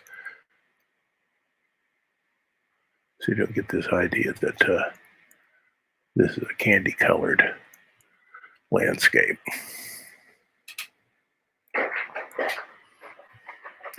Now, let's color this poor dying soldier's uniform, which should be probably right around there.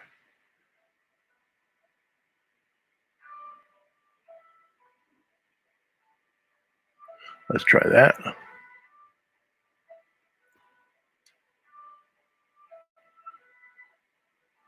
can always dodge that area later, make it look like the sun is beating down on the sky.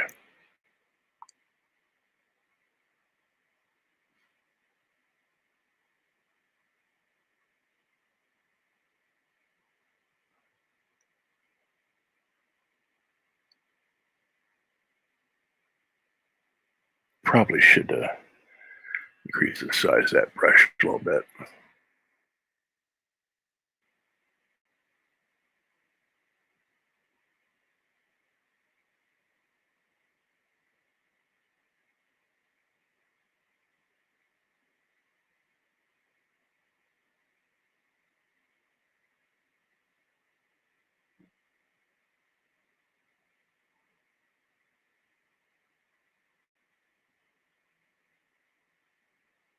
Now, what was mostly happening is that the top coats of the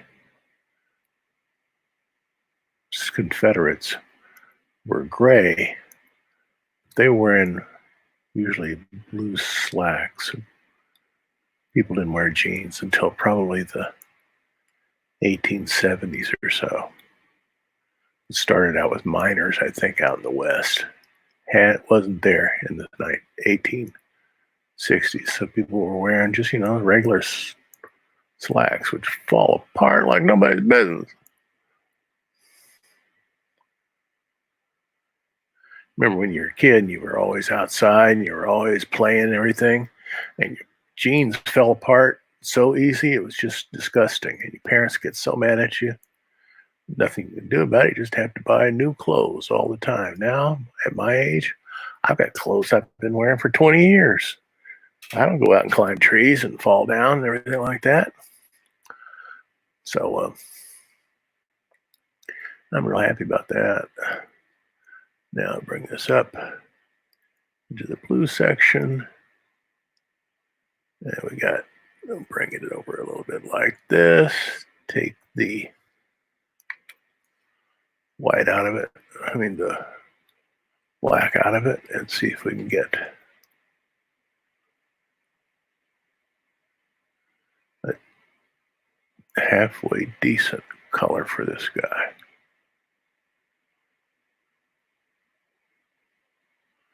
To wear. I might have to change that color. Probably will have to. It's a little too blue-green. I'll mess around with it in a few minutes. Yeah, it's too blue-green. It has to have some, has to be more of an ultramarine. Yep. Okay. So you bring it up here, and there it's more ultramarine. Yeah. Which is what they would be wearing. They wouldn't be wearing any pastel colored clothes. And in a few minutes, what I'll do is I'll dodge that a bit.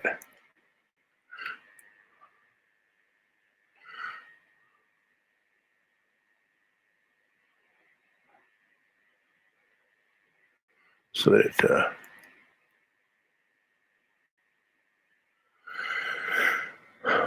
okay.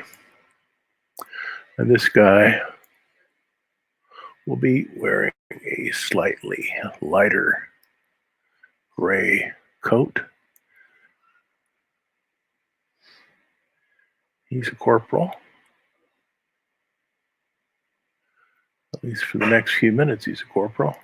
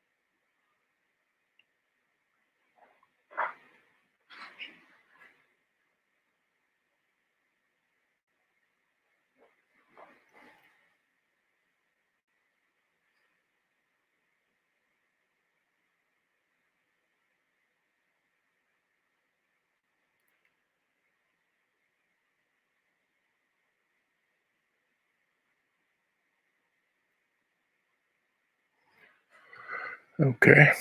Okay, they both are wearing gray hats.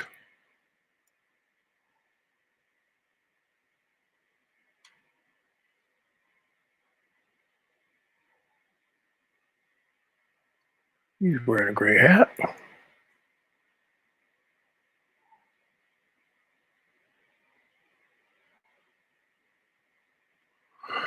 Okay, and I'm going to give him a little darker colored pants. Not everybody goes to the same clothier. And yeah, I got rid of the black there. So it's just a dark, what is it? It's yellow, magenta, and green, and cyan. Yellow, magenta, and cyan. Yeah. Or this is cyan. This is CMYK, so it's 87% cyan, 60% magenta, and 13%. How can you have? Okay, yeah, it's not a 100% yellow, 100%. Okay, I was thinking about all the It adds up to more than 100% now. But a little bit of yellow, lots of cyan and magenta. Cyan and magenta will give you an ultramarine blue. Then you add a bit of yellow to it, and it becomes muted.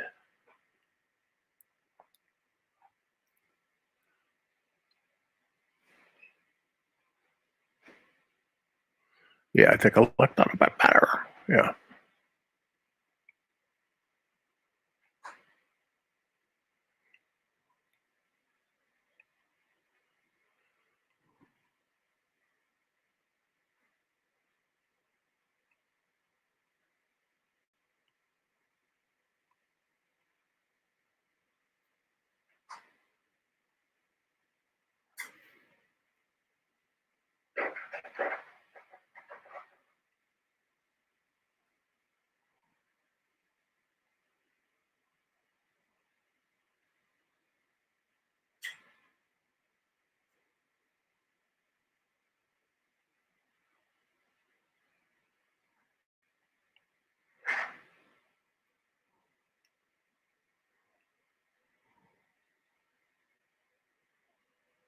Okay.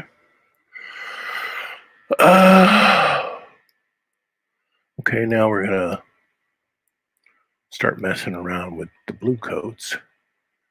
We have to be a lot darker than his. It probably has to go a little bit into the black area because this is navy blue. So let's see what we can do about this guy. We might as well experiment on him.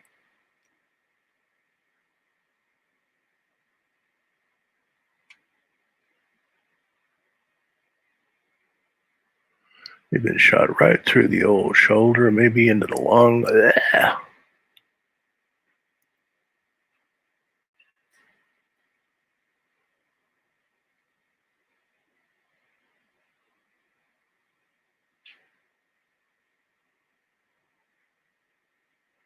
You have to play around with that. I don't want that drawing to just drop out. So I'll mess around with that. You don't want the drawing to just drop out. I'm really opposed to coloring that defeats the whole purpose of drawing. Yep. Okay. Yep. I have to make it a little bit close to that. Where are you? Okay. So,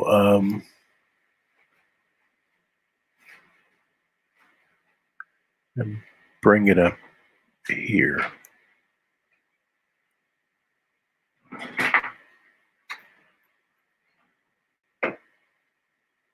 Okay, let's see if those are different enough so people aren't complaining. Saying, why are they shooting each other?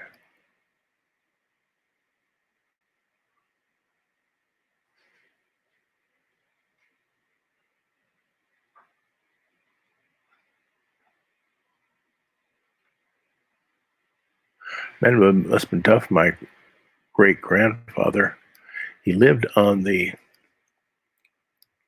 Illinois-Kentucky border in Metropolis, Illinois. So he had to know people on the other side. So you're fighting these people. That was the worst part of the Civil War, is that you might be fighting your cousins.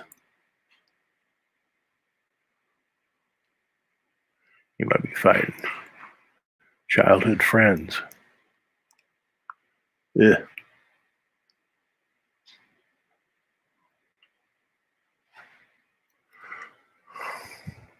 Okay, well, the fact that the gray coats are wearing um, gray tops is going to help. Let me increase the size of this I can see it a little bit better. And I can play around with dodging and burning the drawing layer so that as I'll touch the stuff, I can do to it. This is just the preliminaries.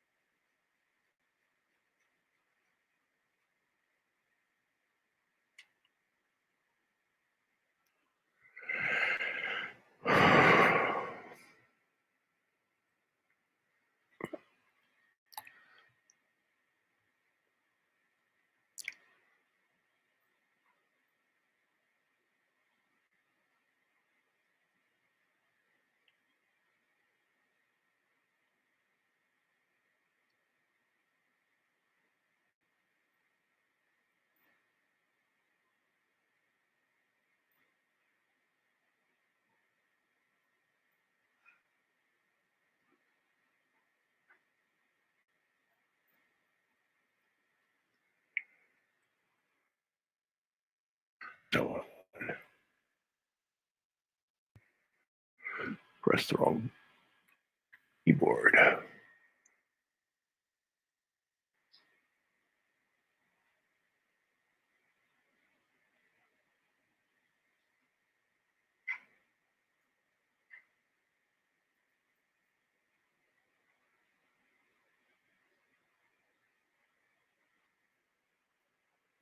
Well, I can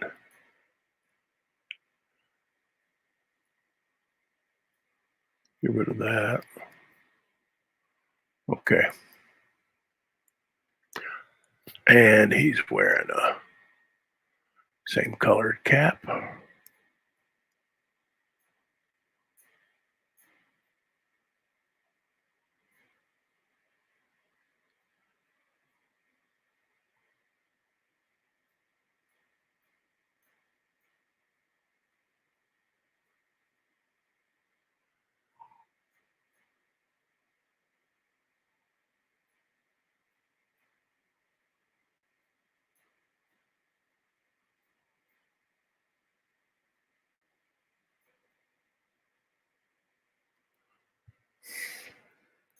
Okay. Now I'm gonna create this, make it just a little less blue so that I don't have these two blending together. Let me see if I can actually do that.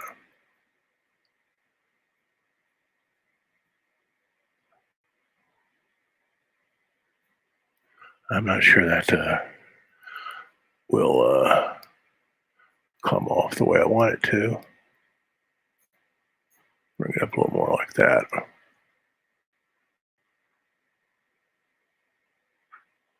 Yeah, that's a little more. Don't do that to me. It's a little more like it. Once again, something froze up on me. Oh well.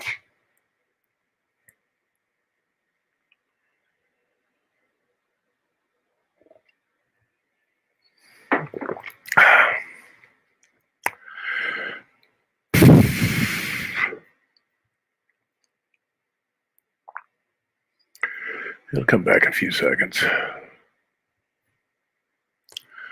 Give me an opportunity to save because nothing's really going on.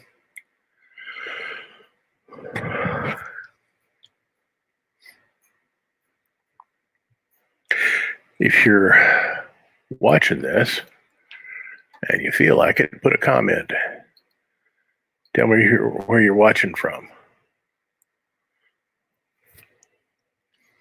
Be interesting. I get people from all over the world watching this. Doesn't have a huge audience yet, but give it time. We've only been doing it for like a week and a half. It's almost 2 weeks now. I'm starting to get it down. I got my audio fixed because I bought this really cool headphone microphone setup, which I've noticed that a lot of people who do live streamed comics are doing the exact same thing, wearing the same goofy outfit, makes you look like you're the radio guy from Laugh In, but it solves all your audio problems, and it goes straight into the audio jack of my MacBook Pro. So I like that. Come on, come back to me. What's it say? I'm going to disconnect my tablet, and then I'm going to connect it again. Maybe that'll do it. When it says connect, it'll be all right. So I feel a lot better about the idea that I'm going to completely redraw page 61. Drawing and redrawing are the soul of all artistic activity. You cannot get past it. You cannot get past the fact that the first thing you do might just be a bad day, bad idea. It happens. If it can happen to Michelangelo, it sure can happen to me. They all know that, at least you should know if you're not taking your art history classes yet. When Michelangelo started the Sistine Chapel, the first two scenes were from the flood. One of them was the flood, and all of the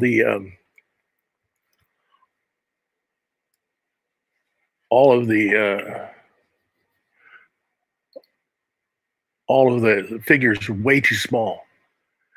He got down on the ground. He said, "I can't see these things." That's why all the rest of them are extremely simple compared to that. Only 2-3 figures in the entire thing, because he said these people are down 100 feet below. They can't see a thing. So if it can happen to Michelangelo, with the rest of us, we have carte blanche to make boo-boos and fix them. Come on, give me back my... Oh, helps if you turn on the Wacom tablet. Maybe it wasn't on. These things have weird things. But it beats drawing with a mouse, which I did when I was just starting out, and I hated it. I hated it. Okay. Now we're going back to this. Yeah, if it can happen to Michelangelo, it can happen to anybody. We're all subject to rewriting and redrawing. I kind of dig it.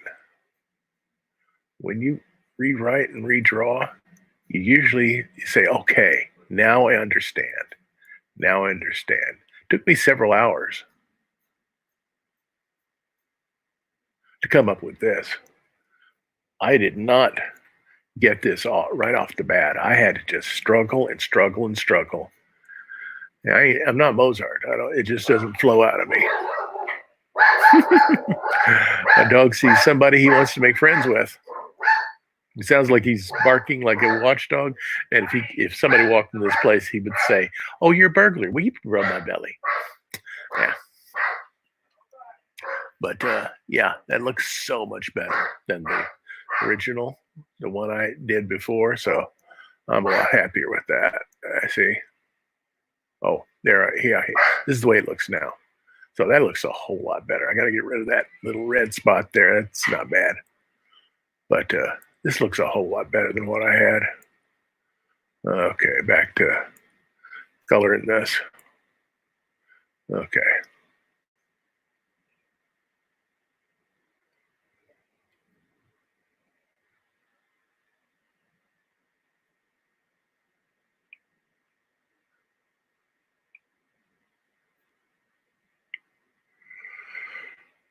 Okay. Okay, just do this over here. I probably have to use the dodging and burning to separate these two so that they don't fuse together as one shape. That's life. But this does serve the function of accentuating this guy with the shoulder wounds face. That's good. Now the rest of this, I won't be getting all this done today. What I'll do is tomorrow I'll come back with page 61 ready to color, because all I need is one drawing. Then I'll do a drawing for page 62 because the upper left hand panel plays off of something I did that stunk. So I'm going to redo that one. But the other ones are kind of okay. I may do a little bit of redrawing with those, but they're not bad. But this improves it a great deal. And what I'll do here is after I get finished with page 61 and maybe 62, I'll come back to this again and do this over and over during the life of my daily stream of going back and recoloring, sometimes redrawing certain things, because until I get a print edition out, I'm still editing and writing and redrawing things. My goal is for this to be the best thing I've ever done.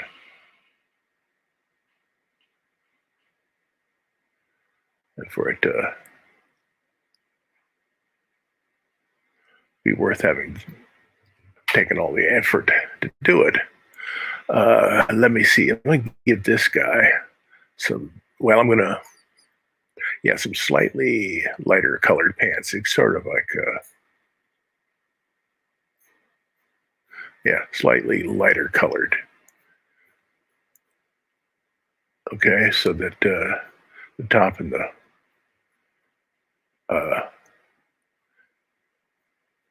his coat and his slacks don't just look like they're made from the same thing, like he's wearing some kind of jumpsuit.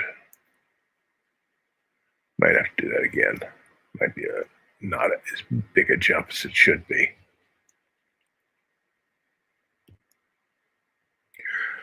Yeah, I can use dodging and burning to do that.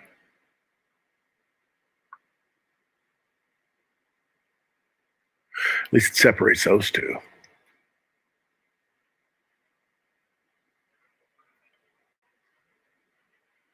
Yeah, it separates that.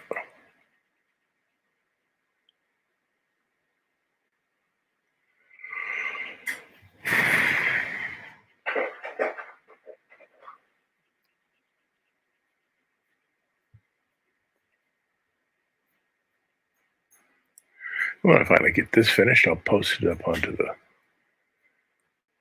website also, so that the badly colored version becomes just a memory. Maybe something that is seen on the Wayback Machine at archive.org.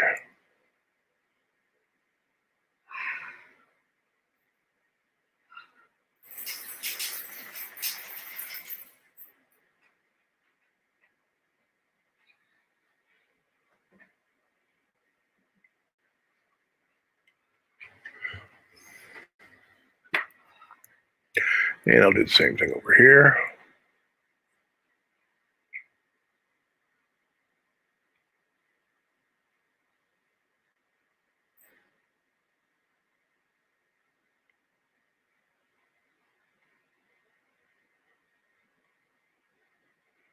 And one of the things going on here, you got all these cool colors.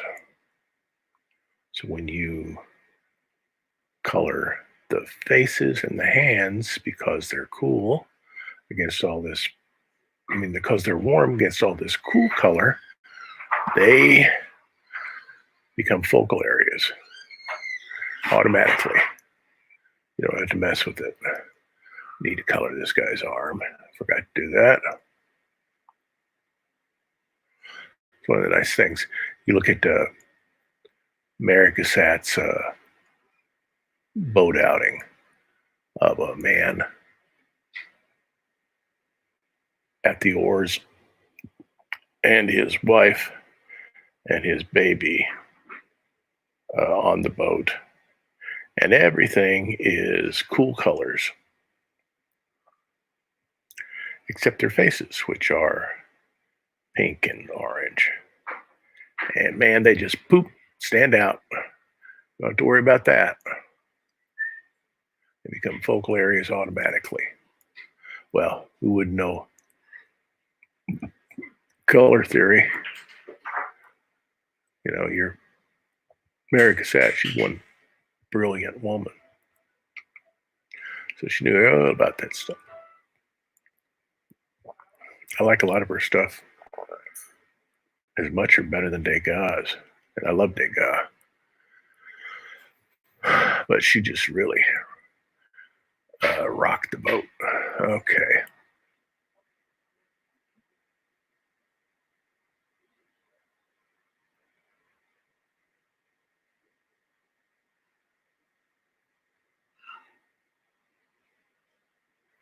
Okay. Getting close. I want to do right by this drawing because I know it's egotistical, but I really like this drawing.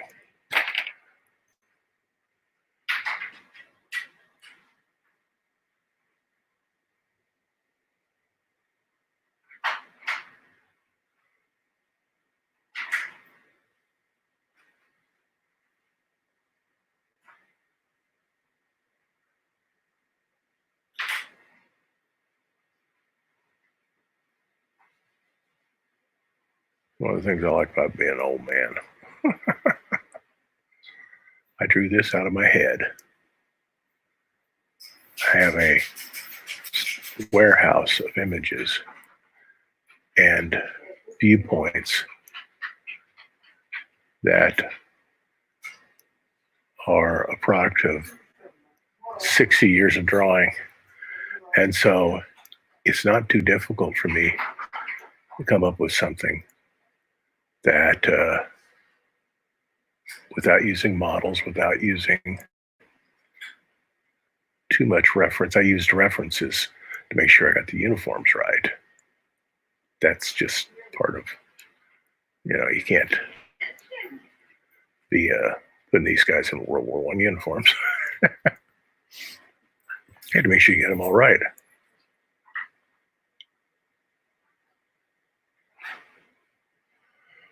Not every uniform in the Union Army looked exactly the same.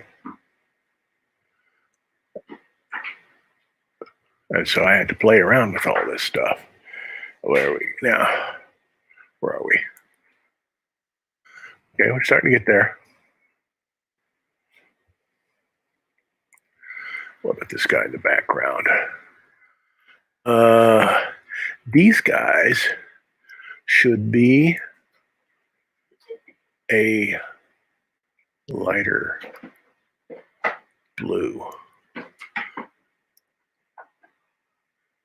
Much more like that than the guys in the front.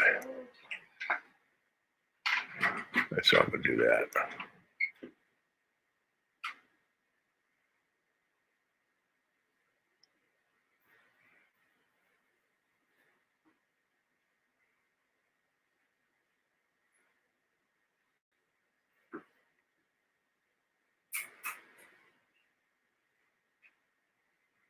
La, la, la, la, la, la. I think I'm just going to do an illustrator's trick of just putting a screen over this whole thing, not worry about particular colors and everything like that.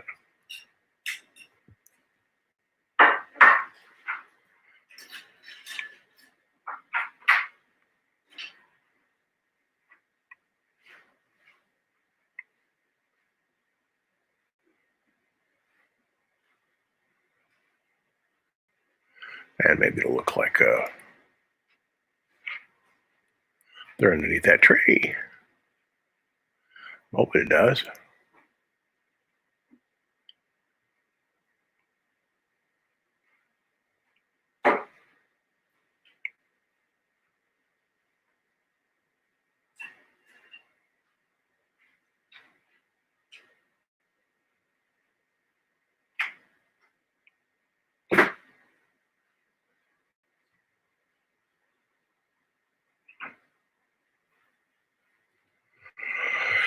And so we got this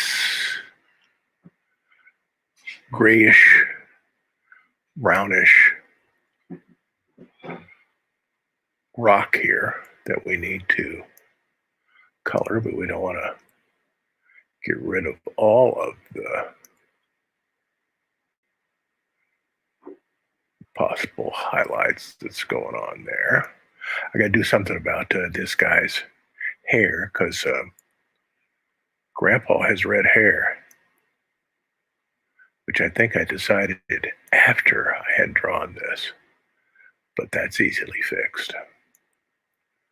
I could put a screen over that and make his hair red.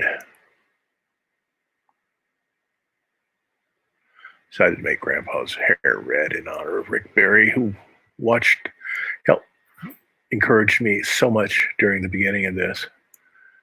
And he had red hair when he was young, which he referred to as orange hair. And so I made Grandpa's hair red and all the twins' hair red. And my mother's hair was red when she was young, so it helps. Had beautiful red hair when she was young. Then it became light brown. Strange how these things happen. But so I've always loved red hair. Who wouldn't? Okay. So how's that now? I'm going to make this striations of a warm, I'm talking about the tree here, striations of warm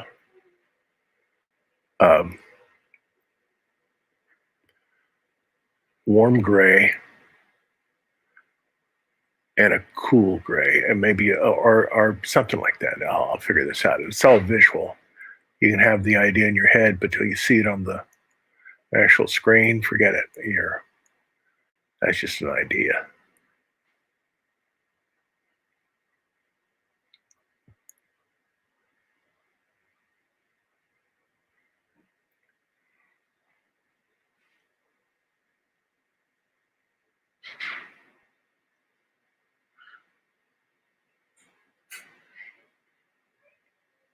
Oh, by the way, if you haven't got your copy of Invented People by Rick Barry, you are missing out on something, man. This is such high quality printing and such gorgeous images. You gotta get it. You can get it at rickbarrystudio.com. There's a store there. You can buy it directly from him, or you can buy it from Donald M. Grant. But buying it from Rick's better. And it's just got some of the most beautiful images in it. You should go get it. Maybe I'll put a screenshot of where you can get it before I leave today. It's just gorgeous. I can really paint. He just turned out to be such a great painter.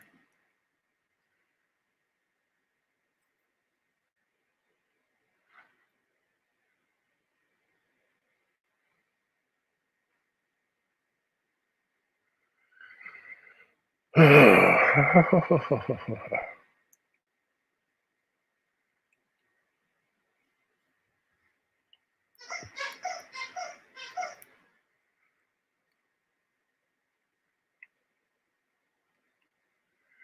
know your dog is happy when you walk in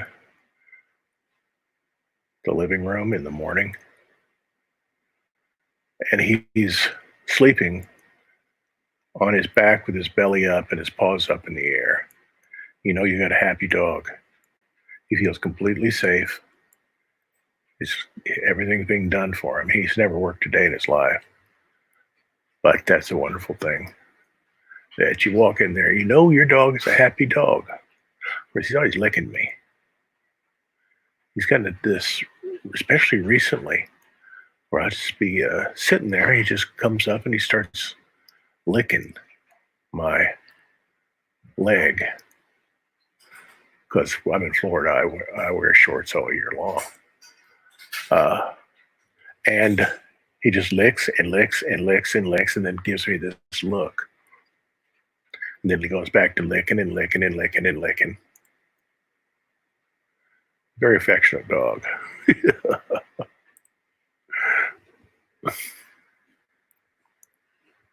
Okay. I'm going to color this all in this gray because I can model in some green later. But I want all that to stop being just pencil marks.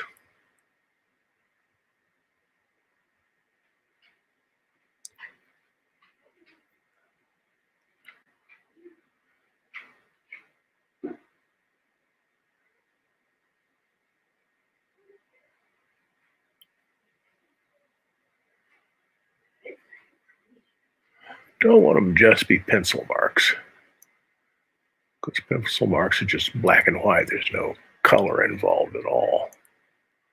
Whereas there's some color involved in this gray. Very important for everything in the painting to be a color. I'm going to play around with that up there. It's not too difficult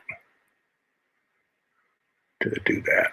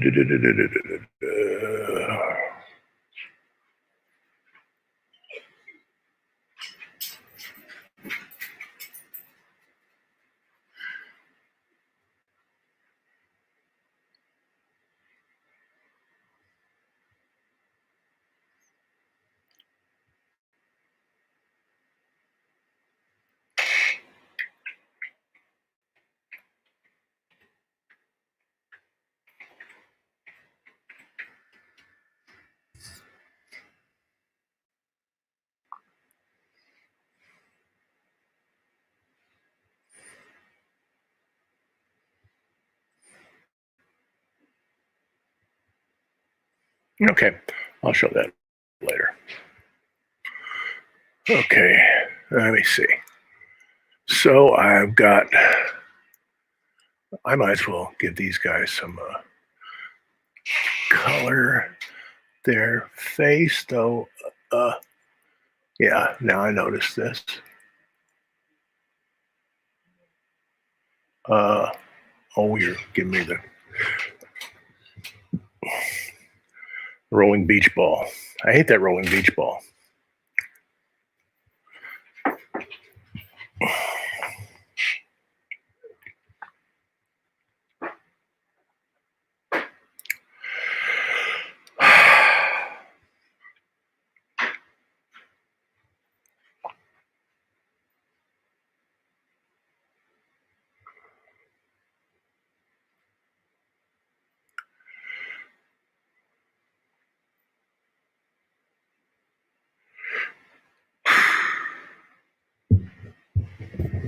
Let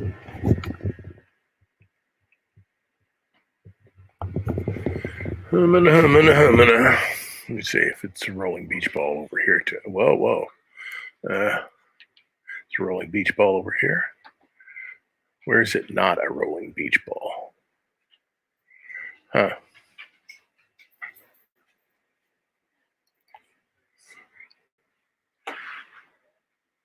Huh. So it's not a rolling beach ball over here. But it is in Photoshop. That's not a good sign. Not a good sign. Been a few minutes since I saved. Please, don't do that to me.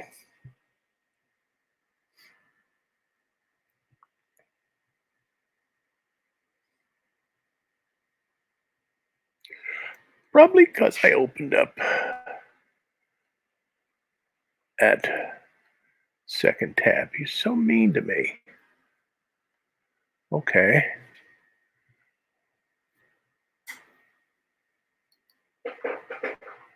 Huh.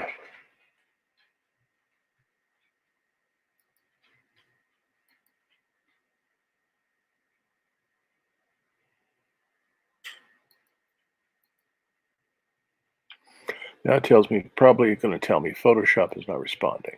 Nope, it's not responding. I have to wait a few minutes before I do something stupid. And hopefully it will save a recovered copy for me. Oh, son of a gun. That's probably it. Don't do this to me.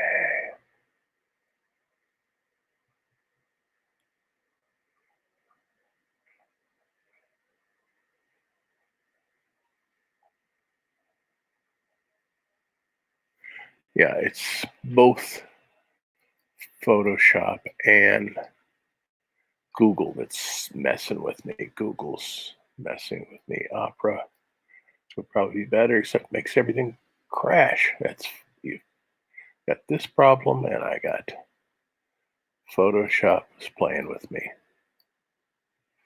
Maybe Photoshop is back. Whoa!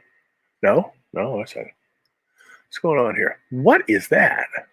Oh, well, at least this is working.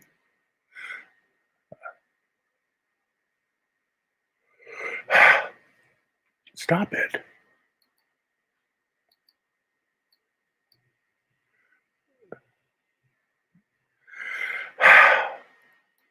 Trackpad. Oh, okay. Are we back now? Yeah, okay. Let's see. Best to wait a while. Okay, show all windows. Let me tell me where my stuff is. Okay. And I'm going to bring you over here again and be very thankful that I didn't lose everything. But it's a real good thing to save right now.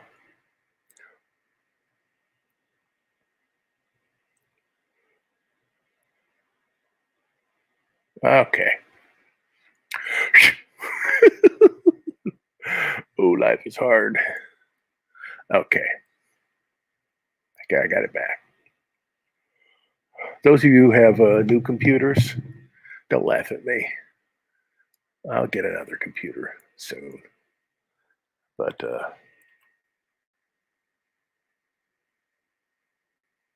okay. So I need, what was I doing? Oh, I had this down here. I wanted to get that and then color this over here. Will you let me color it? See? Better save again. Sometimes it does this. When you have problems with your memory management, you'll have to save a couple of times before you get your stuff back. Hey, the whole thing's looking a little bit better. Still have to play around with their uniforms, which are just flat now, like some kind of 60s comic book. Can't have that. Got to modulate it. I don't like too much modulation. I don't want the coloring to take over. The coloring is an auxiliary to the drawing. It's to make the drawing more understandable, to create space, to do cool things, but not to become just a excuse to color. Ah, there we go.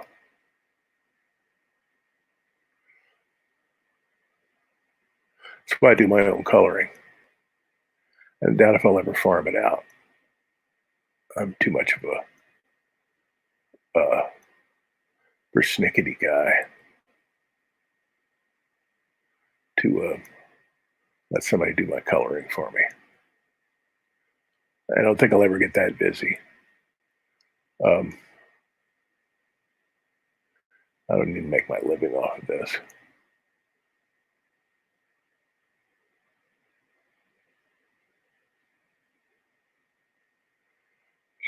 Okay, got that rock painted. We got a dead soldier over there, so we got to take care of him. Okay, and so we go back to this guy's color, and we color this poor soul.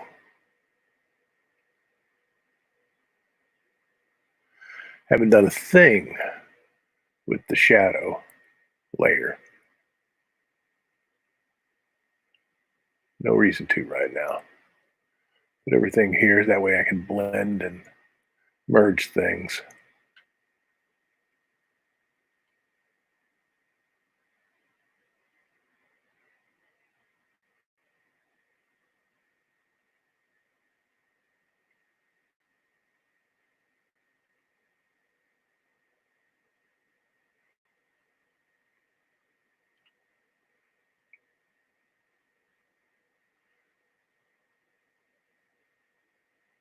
I would sure like to know something.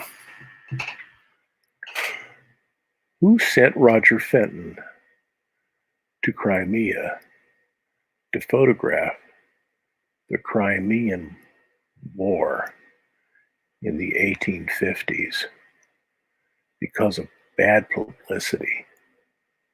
You mean there's good publicity in a war? Yeah, he was combating bad publicity. I wonder who hired this guy. There were no scenes of he never did any photographs of dead bodies piled up. His most famous one is just a road with cannonballs all over it. Cannonballs everywhere.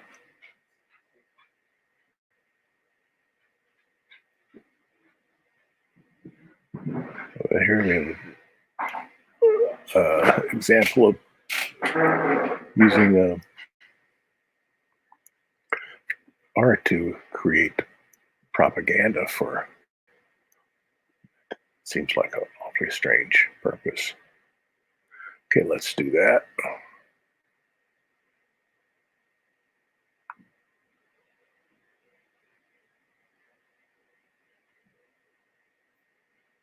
I have to, one of the things I'll do is before I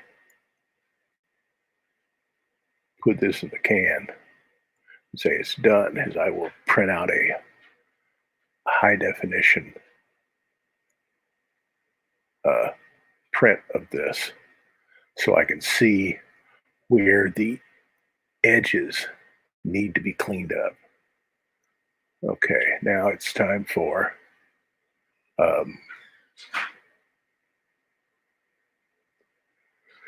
skin tones. These guys are a bunch of, okay, we can do that. Been out in the sun, so maybe they got a little bit of a tan. This guy's got red hair, so don't expect him not to get a sunburn. But let's go like this. You gonna let me do this? Okay. Are you, okay, not giving me a hard time yet.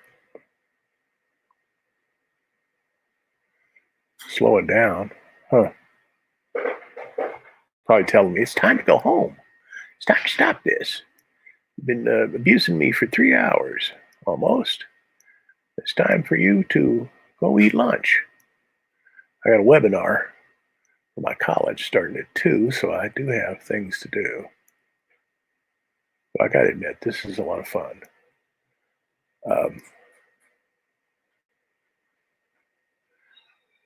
and up to 50 or 60 people are watching this on Facebook mostly, which is, I watch Jason Brubaker's live feeds a lot, and he'll have 45, 50 people on, same as me, and so I can't complain. So they're watching on Facebook instead of YouTube. Okay, Facebook, not bad. I got a Facebook page there. What happened here?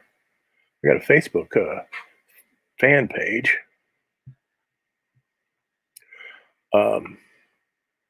With way over 1,000 followers, so ain't too bad. Nothing compared to Brubaker's stuff. He's been doing it for years, way over a decade. So I just came back 4 months ago, so I'm doing okay. You should go look at Brubaker's stuff. That guy is good. Former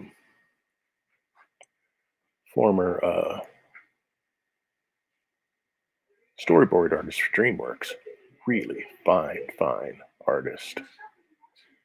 And a top drawer guy, from what I can tell. Don't know the guy, but everything I've seen in his, everything I've seen that he does appears, really top drawer. Just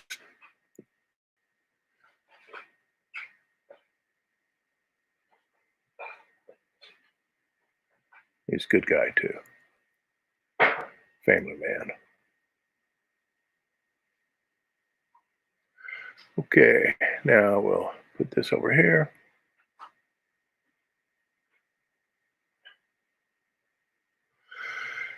This guy's face, we can give him some color. It won't remain. He's gonna be going to meet his ancestors in just a second.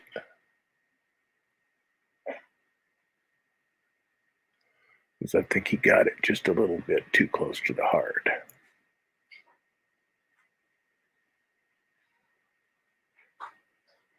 Most of these guys had beards. You know why?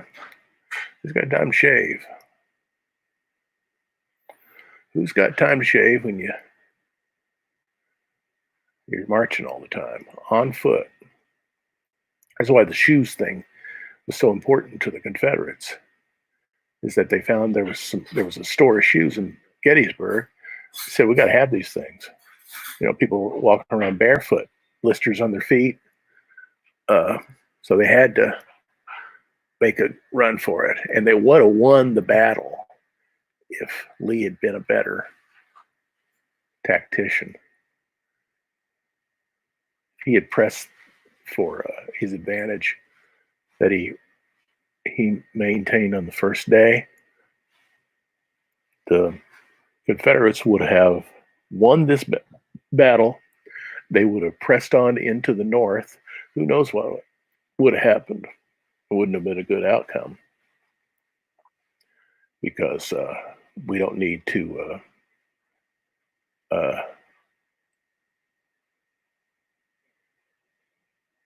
two American. What's that? Oh, we don't need two Americas. We need one America. And we don't need slaves. We need free people. We need people to be living without fear too. We're still working on that. Okay, we're getting close to closing time. I got about 10 more minutes probably. Because at 2, I got this webinar, which is real important. It's about teaching.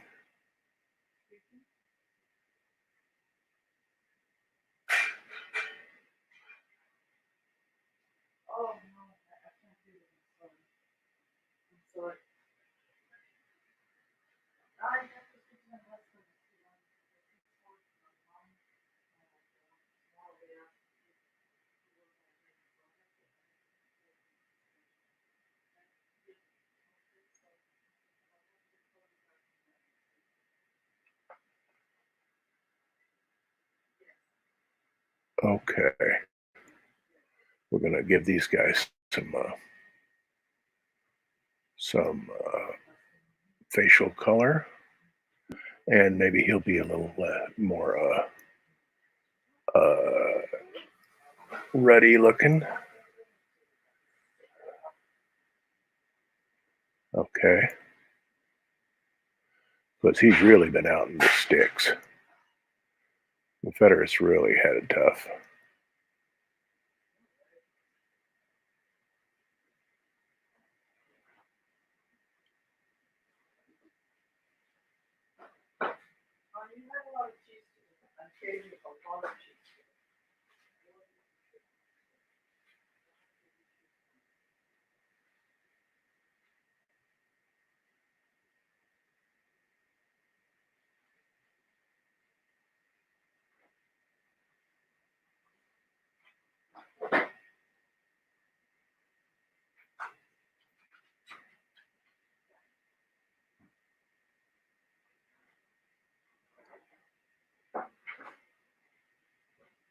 Okay.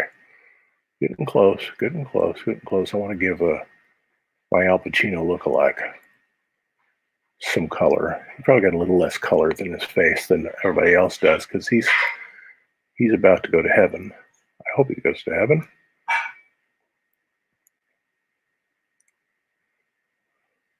Aristotle said that the good ending of a life is dying on the battlefield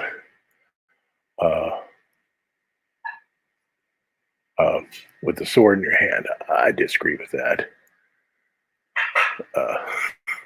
But he was a Greek living 2,500 years ago. Had a different way of looking at the world. I think Aquinas corrected him quite well that the real best end of a life is looking back over your life and saying that you had shared your virtue with those in need. And your virtue that you shared was simply the acquisition of the things in life that enable you to not have squandered this gift. Health, wealth, knowledge, friends, and then complete virtue is sharing your virtue with your neighbors. Not thinking it's a zero-sum game. That's not life. Life is not a zero-sum game.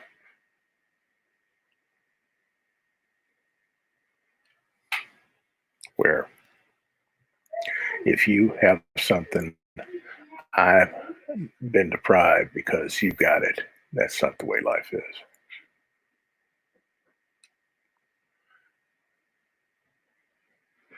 Anyway, here we go.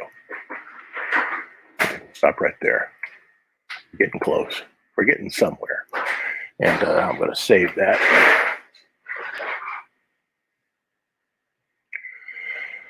Yeah, it's looking better than what I had, and it'll have some. It has some way to go, but it looks better. And I'm going to have to play around with that foreground so that it doesn't drop. It has a tendency to drop.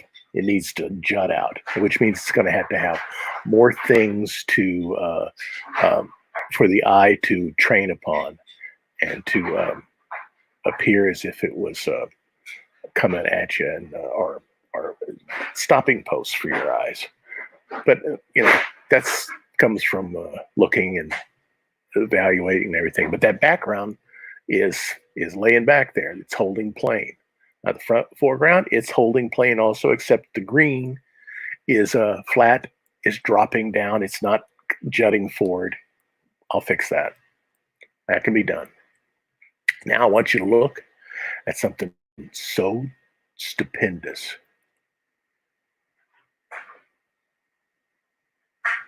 I want you to look at Rick Barry's Invented People. It was just absolutely beautiful. You should go get this. It doesn't cost much. You got an online store. You should go get it. He's a swell guy.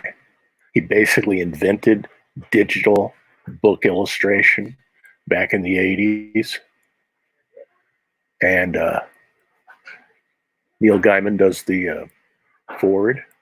There's Gaiman.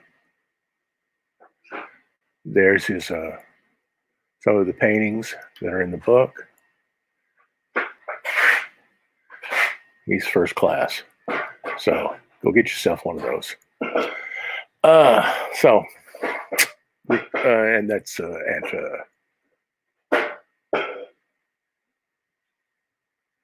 Rick Barry Studio.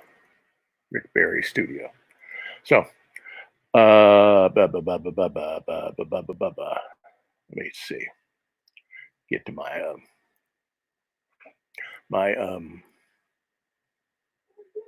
my closing and opening screen. I didn't do my opening screen today. Bad boy. But this is Blue Boy Brown Comics, The Adventures of a Family. And I'll be back tomorrow morning at 10 o'clock. And we'll work. By that time, I should have page 61 ready to recolor, redraw, blah, blah, blah, blah, blah, blah. Because I didn't like page 61. I did, and to get that ready so that 59, 60, and 61 are published on Monday morning, real early, while I'm asleep. And then we'll go on from there. Okay. So you all have a good Friday night. Remember, it's pizza night. Good night to have pizza. I love pizza. Okay. Watch a good movie. So take care. I'll see you tomorrow.